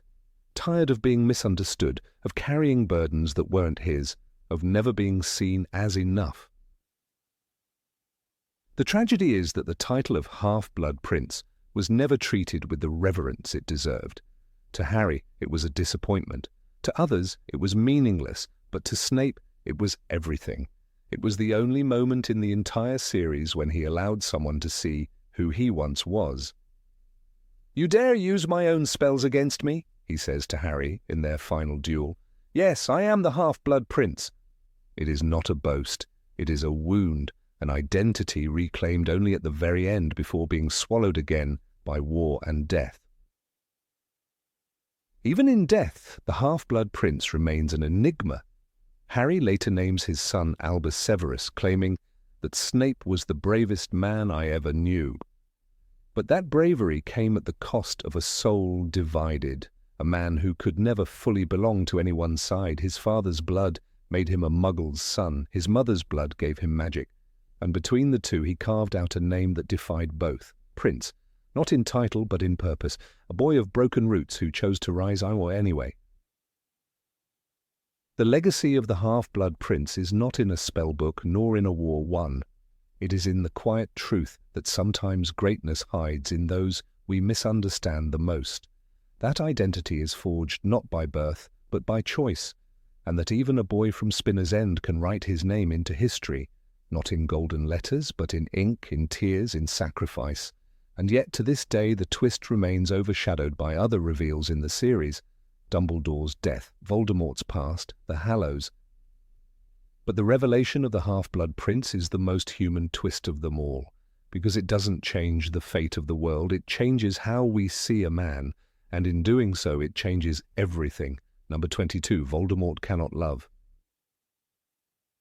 Of all the tragic ironies buried within the Harry Potter series, none is more quietly devastating than the truth revealed in Half-Blood Prince, that Lord Voldemort, the most feared dark wizard in history, was incapable of love because he was conceived under the influence of a love potion. It is a line spoken by Dumbledore in a memory shared with Harry, so calmly mentioned that many readers fail to grasp the weight of it. But this detail is not just a curiosity or a footnote. It is the hidden key to the entire emotional architecture of the series. Voldemort is not simply evil by choice. He is, in a haunting way, broken from birth, cursed by an artificial imitation of love so powerful it stripped him of ever experiencing the real thing. Tom Riddle's mother, Merope Gaunt, was a witch from a decaying pureblood family, riddled with madness and obsessed with blood purity. She was abused and humiliated both by her father Marvolo and her brother Morphin. When she saw the handsome muggle Tom Riddle Sr., she did not win his affection through charm or kindness. She brewed a love potion. What followed was not a romance but a violation. Merope bewitched Tom Riddle Sr. into marrying her and conceiving a child. When she later released him from the potion, perhaps in the hope he had truly fallen for her, he abandoned her instantly. Alone, penniless and pregnant, Merope gave birth to her son in a muggle orphanage, naming him Tom Marvolo Riddle, and died shortly after, leaving behind a child whose very existence was rooted in illusion. Dumbledore tells Harry with quiet certainty, "You will have noticed that Tom Riddle was incapable of love. Is it possible that he had never been loved himself?" Half-Blood Prince. The question lingers, unanswered, but its implications are enormous. If love is the one force Voldemort cannot comprehend, the fact that he was born of a loveless union becomes more than a metaphor. It is the origin of his greatest weakness.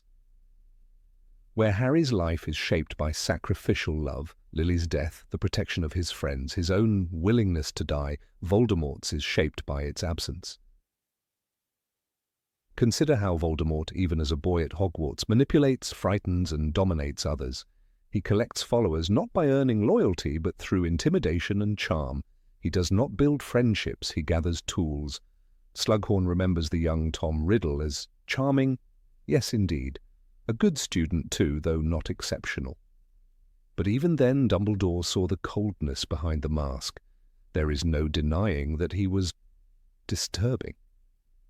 That chill in Riddle's soul, even as a teenager, is the echo of that original void. He has no concept of mutual care. Everything is transactional, strategic, or for personal gain. The love potion origin explains more than just Voldemort's emotional vacancy. It defines the limits of his understanding. When he kills Lily Potter, he offers her a chance to step aside, not out of mercy, but confusion. Why would anyone die for another person, especially a child? He cannot process the irrational, selfless instinct of love. This misunderstanding is not just a character flaw, it is the very mechanism of his downfall. In trying to kill Harry, Voldemort triggers the protective charm born from Lily's sacrifice, magic far older and stronger than anything he commands. In the graveyard scene of Goblet of Fire, Voldemort taunts Harry. "There is nothing worse than death. Dumbledore is weak, sentimental fool." But here lies the greatest difference. For Voldemort, who cannot love, there is indeed nothing worse than death. He splits his soul to avoid it, murders without hesitation, and clings to existence with the desperation of a man terrified of emptiness. Harry, by contrast, walks into death willingly in Deathly Hallows, not because he wants to die, but because he loves those who would live. The contrast is not merely moral, it is existential. What the books tell us, through layered narrative and symbolic echoes, is that Voldemort's inability to love is not a learned behavior, it is a tragic defect. Dumbledore suspects it, but it is not until Harry explores the memory of Merope Gaunt that the truth becomes evident. Rowling writes, "She sat motionless beside the window, clutching a grubby blanket to her chest. Her face was thin and pale, and her eyes were empty." The birth of the most feared sorcerer begins not with power, but with loss. Merope dies not from a curse or a battle, but from hopelessness. Her magic, rooted in deceit, could not save her from despair. What makes this plot twist so underappreciated is its subtlety. It is not framed with fanfare or drama, it is not even revisited in the final book. But its thematic resonance, is staggering. When Dumbledore tells Harry, "It was your heart that saved you," he does not mean courage or strength. He means love, compassion, empathy, traits. Voldemort cannot fake, cannot learn, cannot acquire. He is blind to them not because he chooses to be, but because he was never built to feel them. That is the horror of his creation. He is a being made in the absence of love, forged in a lie, unable to evolve beyond it. Even the horcruxes, Voldemort's most infamous creations, reflect this internal vacuum. To make a horcrux, one must commit murder and then perform dark magic to tear their soul. But what is soul if not the seat of love and identity? In fragmenting himself to escape death, Voldemort also ensures he can never be whole. He never had friends, Dumbledore says, not because he couldn't, but because he didn't understand the point. There is no room for connection when love is a foreign language, and this is not just sad, it is monstrous. Voldemort's obsession with pure blood supremacy is also a strange irony given his own parentage, a Muggle father and a witch mother. But more than hypocrisy, it reflects self-loathing. The love potion not only robbed him of empathy, it corrupted his origin. He builds an ideology of blood purity, perhaps as a means to distance himself from the shame of his own conception. It is the ultimate denial of the truth that he, the self-proclaimed heir of Slytherin, is a product of magical coercion and human weakness. By contrast, Harry's power is not learned. It is inherited through experience, through bonds, through pain. He does not wield love like a weapon.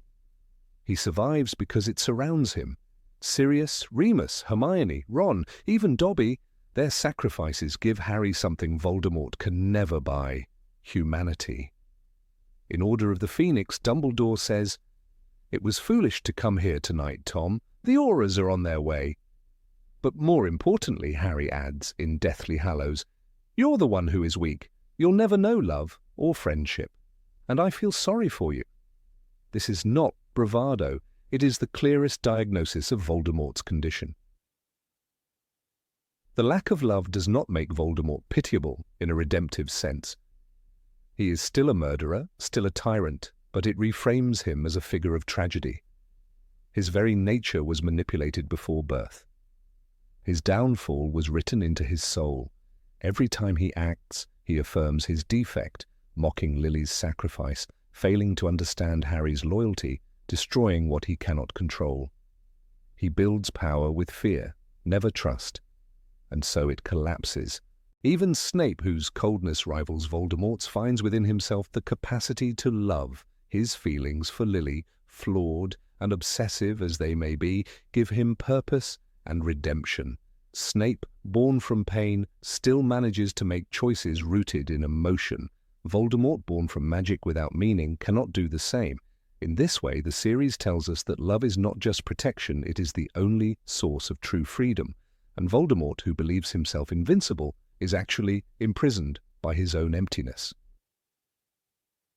In the final duel, when Voldemort dies, his soul screams, not in rage, but in confusion.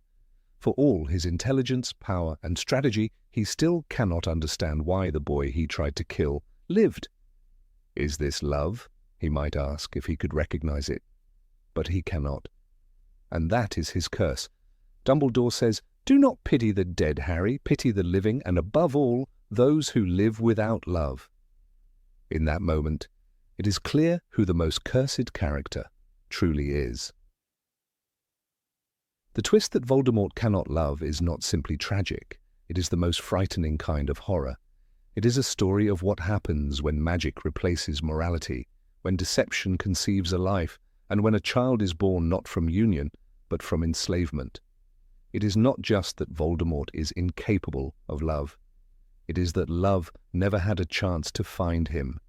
And thus he became the void itself, a shadow of life, a hollow echo, a soul without song.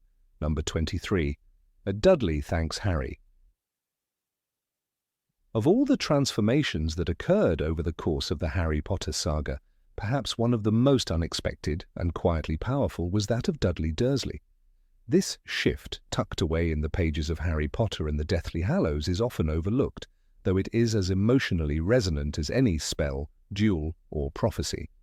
Dudley, the boy who once punched Harry for fun and threw tantrums over birthday presents, offers a moment of unexpected grace, a rare instance of real-world redemption, unaccompanied by fireworks. He thanks Harry.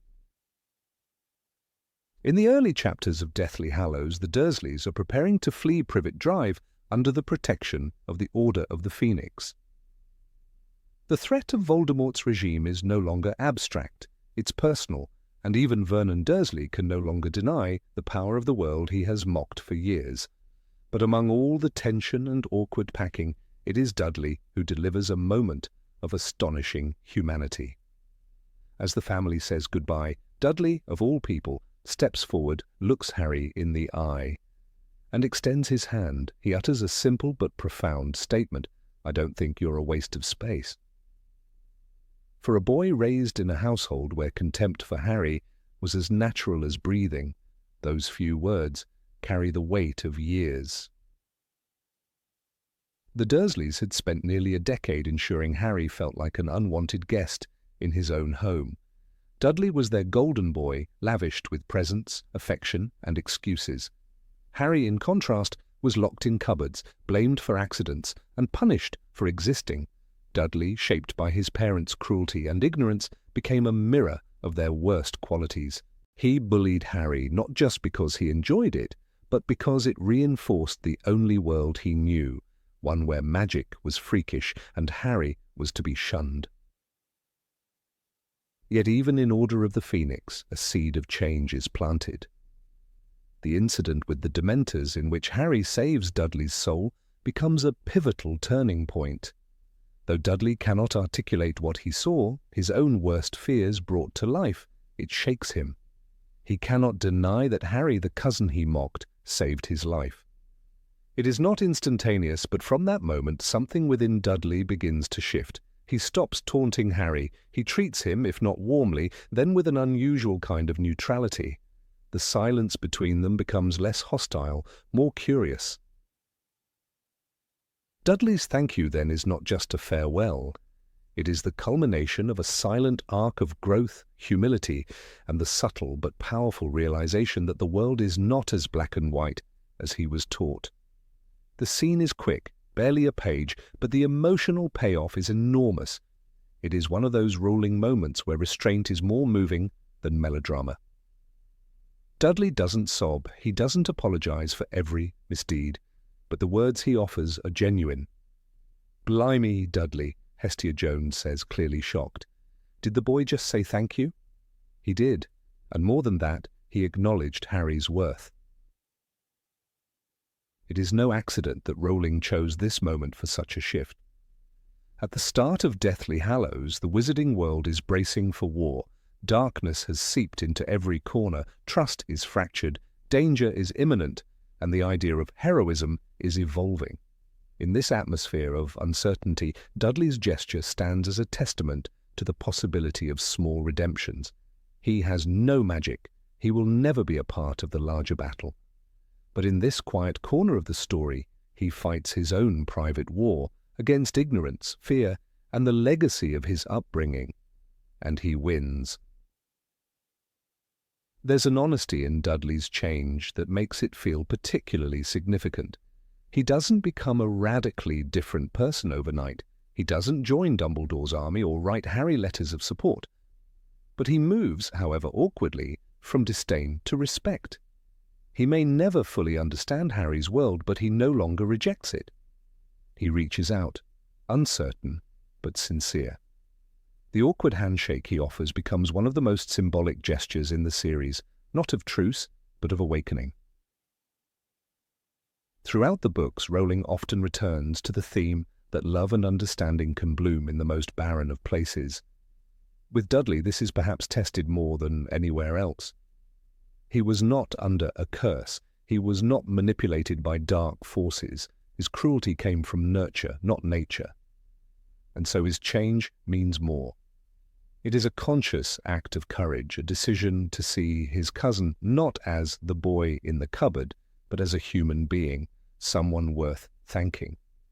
And in the context of Dudley's limited emotional vocabulary, that single phrase, "I don't think you're a waste of space," is monumental.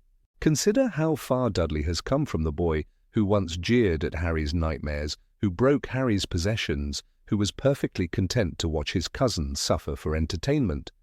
The transformation is not dramatic in action, but profound in character. He does not have to make a grand sacrifice or dramatic speech. Instead, he simply chooses decency. And in a world increasingly void of it, that choice resonates louder than any spell. This moment also reframes Petunia and Vernon. Their silence during the scene is telling. Petunia, whose own relationship with her sister Lily is steeped in bitterness and jealousy, cannot bring herself to speak. Vernon remains belligerent and awkward, but Dudley's gesture creates a rift in the toxic pattern of their family. For once, someone chooses kindness. He steps out from his father's shadow and makes a decision that is his own, and in doing so he becomes more than just a caricature of privilege and cruelty. He becomes a person. When Harry sees Dudley's outstretched hand, he is clearly taken aback. He hesitates. The boy who spent years defending himself against his cousin's fists now stands unsure of how to accept a handshake. It's not just about physical contact, it's about emotional vulnerability. In that moment, both boys are raw, exposed, and unprepared, but they connect, not as enemies, not even as friends, but as two young men who have survived something. They share a memory of the dementors, of fear, of survival, and now of reluctant respect. The scene is never revisited. Rowling doesn't provide a reunion, a letter, or a second meeting, but that's precisely what makes it so poignant. It is fleeting, like many of life's most honest interactions. Dudley's growth isn't rewarded with fanfare, it simply is, a small light in a dark time. And perhaps that's why it often slips under the radar. It's quiet, it's awkward, and it's real. It feels too mundane for a world of phoenixes and patronuses, but therein lies its magic. One could argue that Dudley's gesture is more impressive than many of the more theatrical moments in the books. He changes not because he is forced to, not because he is possessed or threatened, but because he sees something, feels something, and makes a choice. He learns. He recognizes humanity in someone he once tormented. That is a transformation not driven by wand or prophecy, but by growth. And that is rare. The books are filled with heroic acts, Harry's countless sacrifices, Hermione's unshakable loyalty, Ron's brave stumbles toward maturity. But Dudley's act is heroic in its own humble way.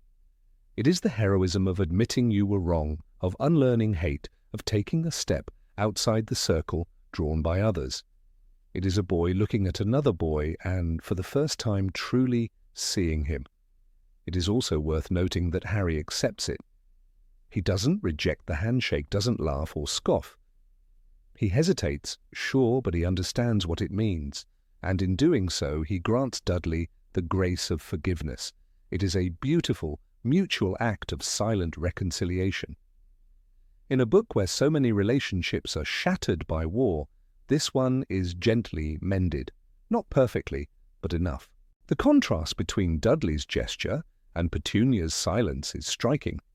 Petunia, who once received a letter from Dumbledore himself, who grew up alongside magic and chose to deny it, cannot muster the words to thank the boy her sister died protecting.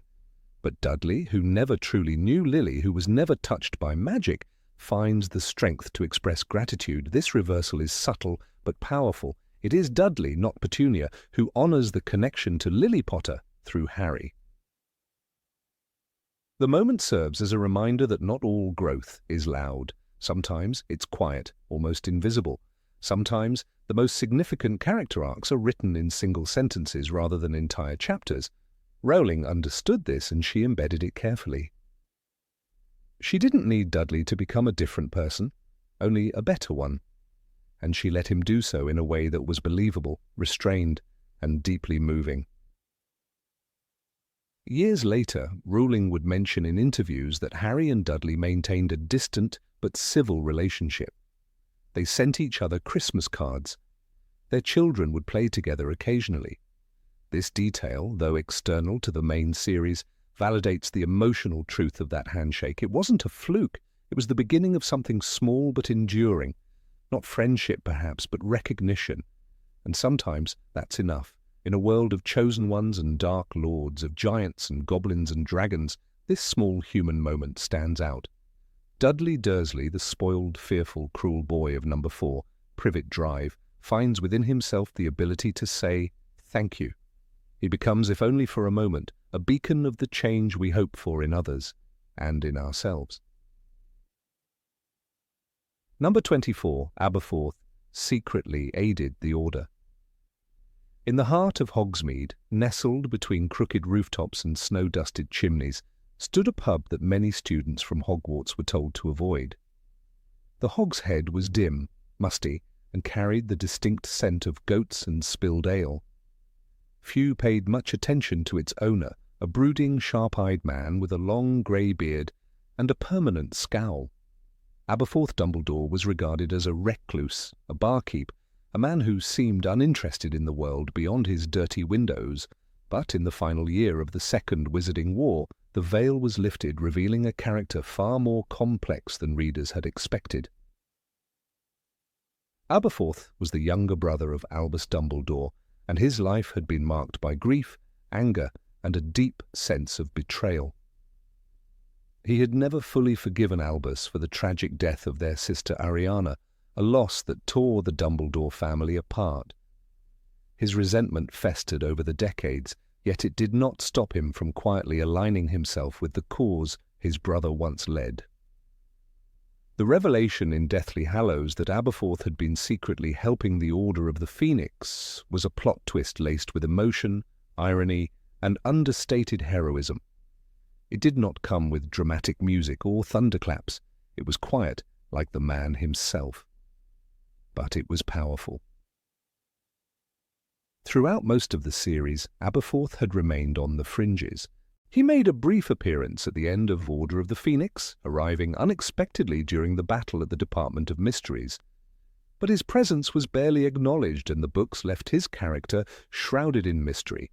By the time Harry, Ron, and Hermione re-encountered him in Deathly Hallows, readers were not expecting this unassuming man to be a key player in the Resistance, and yet he was. Aberforth's pub became more than just a haven for shady dealings. It became a lifeline. While the Carrows terrorized students and Voldemort's influence spread like a disease through the walls of Hogwarts, Aberforth kept watch. Through the portrait of his sister Ariana, hung above his fireplace, he maintained a secret passage into the school. It was a hidden artery, pumping hope and supplies into the heart of the Resistance. The painting itself was no ordinary work of art. It was a portal, a relic of a family torn by tragedy, and a bridge between the past and the present war.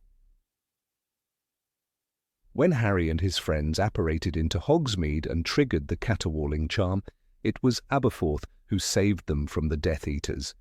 He brought them into his home, offered them food, and for the first time spoke candidly about the sins of Albus Dumbledore. He exposed the arrogance of his older brother, the thirst for power that led to disaster, and the toll it had taken on their family. Yet, even amid this bitterness, he chose to help. He chose to open the passage to Hogwarts. "I'm not interested in what happened between you and your brother," Harry said to him, "but I am interested in what's happening now." Deathly Hallows, Chapter 28. That line signalled a turning point. Aberforth's pain, so long held close, was laid bare, and Harry's words, simple, direct, cut through decades of silence. Aberforth didn't need to forgive Albus to fight for what was right. He didn't need to lead armies or give speeches, he just needed to act. And he did. In that moment, Aberforth became not just a brother, but a quiet soldier in a war he never sought, carrying on a fight that had already cost him so much. He continued to serve as a lifeline during the Battle of Hogwarts, helping students and allies escape when needed. Many of the members of Dumbledore's army used the passage between the Hog's Head and the Room of Requirement to sneak into the castle, Aberforth kept the line open, tended to the wounded, and even fought in the final battle. It is telling that the Order never forced him to act. He volunteered. Despite his cynicism and bitterness, his actions spoke louder than his words ever could. The legacy of Ariana haunted every room Aberforth walked into. Her death was a ghost that neither brother could exorcise. While Albus had buried himself in the structures of power and academia, Aberforth stayed close to the past. He didn't seek greatness, he didn't seek redemption, but in his own way he honoured her memory. The painting of Ariana that allowed Neville Longbottom to communicate with the trio was not just magical, it was symbolic. It was Ariana, the broken sister, becoming a guide for the next generation. Aberforth's decision to hang her painting in his home and allow it to become a portal was more than sentiment. It was a gesture of trust. He let her image witness the final stand against the darkness that had once broken their family. Her painting became a refuge, just as she had once been the fragile centre of their world. And in doing so, Aberforth allowed her to be part of something greater than grief. He allowed her to help end a war. Many fans overlook the significance of this act. The focus is often on the grand sacrifices of characters like Snape, Dumbledore, or Harry himself. But Aberforth's choices, quiet, subtle, and devoid of fanfare, are just as meaningful. He was not a headmaster, he was not a spy, he was a man who lost everything and still chose to help. His resistance was not loud, but it was steadfast. He risked his life for students he had never met. He fed the hungry, healed the wounded, and opened his home to the dying flame of rebellion. In many ways, Aberforth represents a different kind of heroism. He didn't need to be in the spotlight. He didn't crave glory. His actions were driven by an unshakable sense of duty and grief. That grief, instead of turning him bitter, became fuel for resistance. "He's not exactly what you'd call friendly," said Ron, referring to Aberforth. But in truth, Aberforth was perhaps the most human of them all. His gruff demeanour was a shield. Behind it was a man still mourning a sister who never got to live freely, and a brother he could never fully forgive. Yet even so, when the time came, he stepped forward. He chose to be part of something larger. He chose to protect. The Battle of Hogwarts would not have unfolded the way it did without Aberforth. Neville Longbottom, Luna Lovegood, and Seamus Finnegan relied on the passage through Ariana's painting to organise their resistance. The Room of Requirement became a sanctuary because Aberforth made it possible. Without him, the trio might never have entered the castle undetected. Without him, the DA might have splintered. These are not minor details, they are turning points. J.K. Rowling wove his actions into the narrative with quiet elegance. They were not accompanied by grand musical cues or long speeches. They happened in the shadows, just as Aberforth preferred. But they mattered. "My brother sacrificed many things, Harry," Aberforth had said, "but he never saw what it cost." These words echoed, not just with bitterness, but with unspoken wisdom. Aberforth had seen what it cost, the loneliness, the pain, the brokenness, and yet he fought anyway. There is a sadness to Aberforth's story that never fully resolves. He does not receive the same recognition as others. He is not celebrated. He returns to his pub, to his goats, to his silence. But for those who pay attention, his arc is one of the most profound in the series. He teaches us that heroism can come from those who are hurting, that courage can bloom in unlikely places, that doing what's right doesn't require forgiveness, only resolve. Even after the war, one can imagine Aberforth standing behind his bar, wiping glasses and pretending not to care. But his eyes, always watching, always knowing, would betray the truth. He had cared all along, and when it mattered most, he acted. He opened a door that had long been shut, not just to Hogwarts, but to his own place in the story. He was not just the brother of a great man, he was his own kind of great. In that final battle, surrounded by students and outcasts, rebels and ghosts, Aberforth stood not as a Dumbledore defined by family tragedy, but as a man who made peace with the past in the only way he knew how, by fighting for the future. That he did so without applause makes his role all the more powerful. The story did not scream his name, but it carried the weight of his choices like a whisper through every corridor. And maybe that's how Aberforth would have wanted it. Not to be remembered in songs or stories, but to be known by those who mattered, by the ones who survived because he opened a door. That is legacy enough. Number 25. Hermione fights for house elf rights.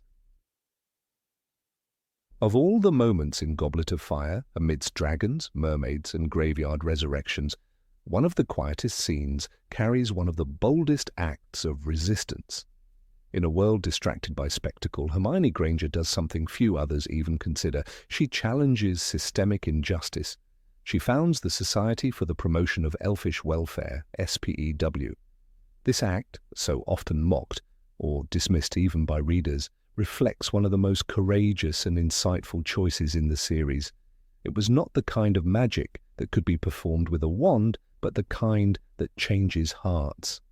And yet, almost everyone, characters and fans alike, laughed it off.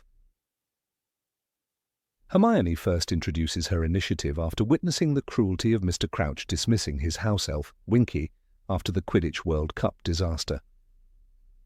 Most wizards shrug this off as the natural order of things, but Hermione doesn't. She is struck not only by Winky's dismissal, but by the injustice built into the entire framework of wizarding society. Her friend's reaction is telling. Ron jokes about knitting hats, and Harry, though well-meaning, doesn't commit himself. But Hermione, armed with a clipboard and righteous fury, launches into action anyway. "You know, house elves get a very raw deal," she exclaims, and unlike most, she intends to do something about it. What makes this subplot powerful is its grounded portrayal of social reform. Hermione doesn't simply shout slogans, she starts organizing. She sets goals, produces leaflets and campaigns, even if no one is listening. The realism of her struggle is in the indifference it receives. Her passion is met not with outrage, but eye rolls. It is this quiet rejection, this cultural shrug, that J.K. Rowling uses to mirror the way real-world oppression is ignored when it doesn't directly affect those in power. The lack of reaction from her peers, even from Harry and Ron, is part of what makes this subplot so profound. Rowling is not only showing how the oppressed can be invisible, but how even the best of people can be blind. Harry, whose own life has been shaped by cruelty and neglect, doesn't grasp the extent of house elf suffering. Ron, raised in a wizarding family, simply accepts things as they are. In this context, Hermione becomes the moral outlier, seeing injustice not because she is affected by it, but because she chooses to look. And perhaps this is what makes the subplot so uncomfortable. Hermione doesn't represent the audience in this case, she accuses them. SPEW is not an easy metaphor. It doesn't wrap itself in clear victories. The house elves, ironically, reject her help.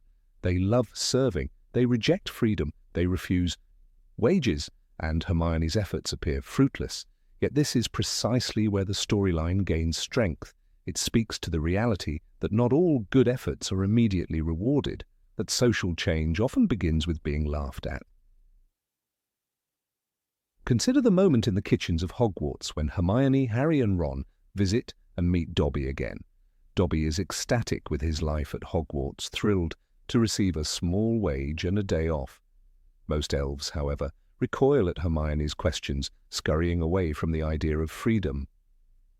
"They's not wanting clothes, miss," one of them says.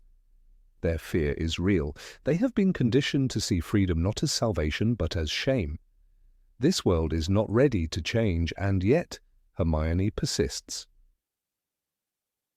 The arc of Dobby himself is inseparable from Hermione's influence. Though he had already been freed by Harry's clever use of a sock, Dobby's life post-liberation represents what Hermione fights for.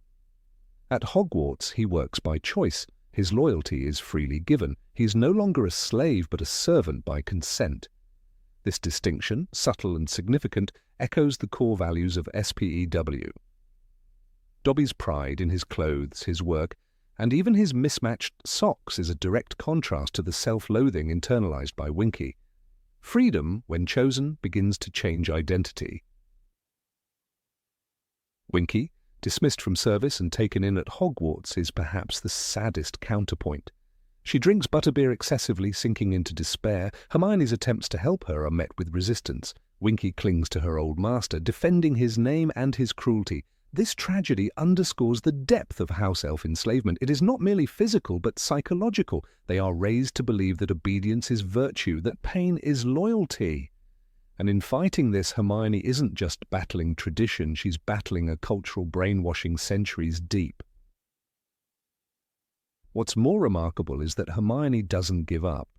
While others, including adults, ignore or scorn her campaign, she continues, Rowling gives her no easy victories. There are no parades, no policy changes. Yet years later, we see the fruits of her defiance. In Deathly Hallows, Kreacher's transformation is one of the most surprising and heartwarming. Once a bitter, hateful Kreacher loyal only to the Black family's pure blood ideals, he becomes devoted to Harry, not through magic, not through punishment, but through kindness and respect. Harry gives him a task and thanks him.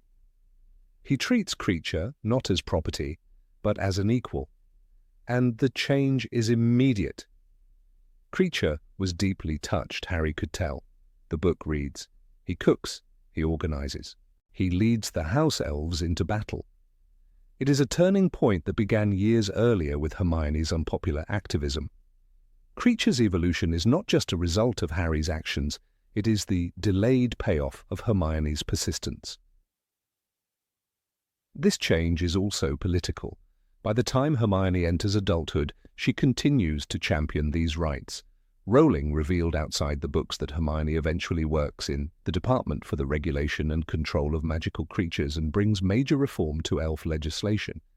These reforms didn't appear by magic, they were born in that Hogwarts common room, scribbled onto a SPEW pamphlet no one wanted to read. The seeds of revolution are always humble. Rowling, through this plot, embeds a deep commentary on privilege. Most wizards are blind to the elves' suffering not because they are evil, but because they have never been forced to see it. Even Dumbledore, who respects all beings, keeps house elves in the castle. He offers Dobby freedom, but he doesn't push for change. It is Hermione, the outsider, the Muggle-born, who challenges the system. She does so with idealism, yes, but also with grit. The reactions she receives reflect a real-world resistance to uncomfortable truths. Ron ridicules her. Fred and George laugh.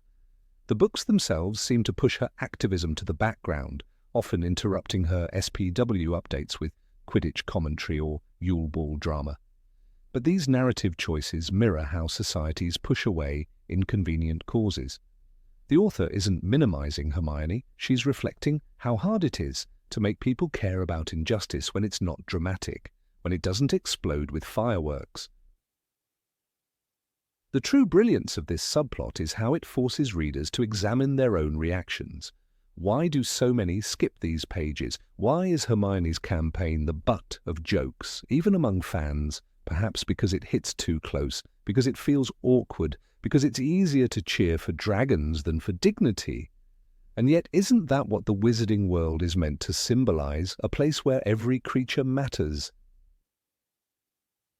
Hermione's journey is not just about the elves, it is about how one voice can challenge an empire of silence. She may not have freed them all, but she stood up when no one else did. "If you want to know what a man's like," Sirius once said, "and take a good look at how he treats his inferiors, not his equals." Hermione understood this before anyone else did. She didn't need applause. She acted because it was right. The moment she knits her first hat and hides it in the common room is more magical than most spells. It's an act of rebellion, a statement, a hope, that one day someone will find it, wear it, and walk away free. Most don't. But the hope remains. That's what SPEW represents. Not success, but the belief that even the smallest acts of justice matter. And in the end, Rowling vindicates her, through Dobby, through Kreacher, through Winky's sorrow, through Hermione's future career, through the war itself where creatures once dismissed rise up and fight for their home. The Battle of Hogwarts is not just a fight between good and evil, it's a fight where house elves stab Death Eaters in the shins with kitchen knives. That only happens because someone once believed they could be more than servants. So while the Triwizard tournament rages on and Voldemort returns and Cedric dies, a quieter revolution is brewing in the background. A young girl with a quill and an idea dares to tell a 1,000-year-old institution that it is wrong. And though few listen, she writes anyway. That is the real magic, the kind that doesn't vanish when the story ends, the kind that begins with a sock, a pamphlet, and a heart that refuses to be silent.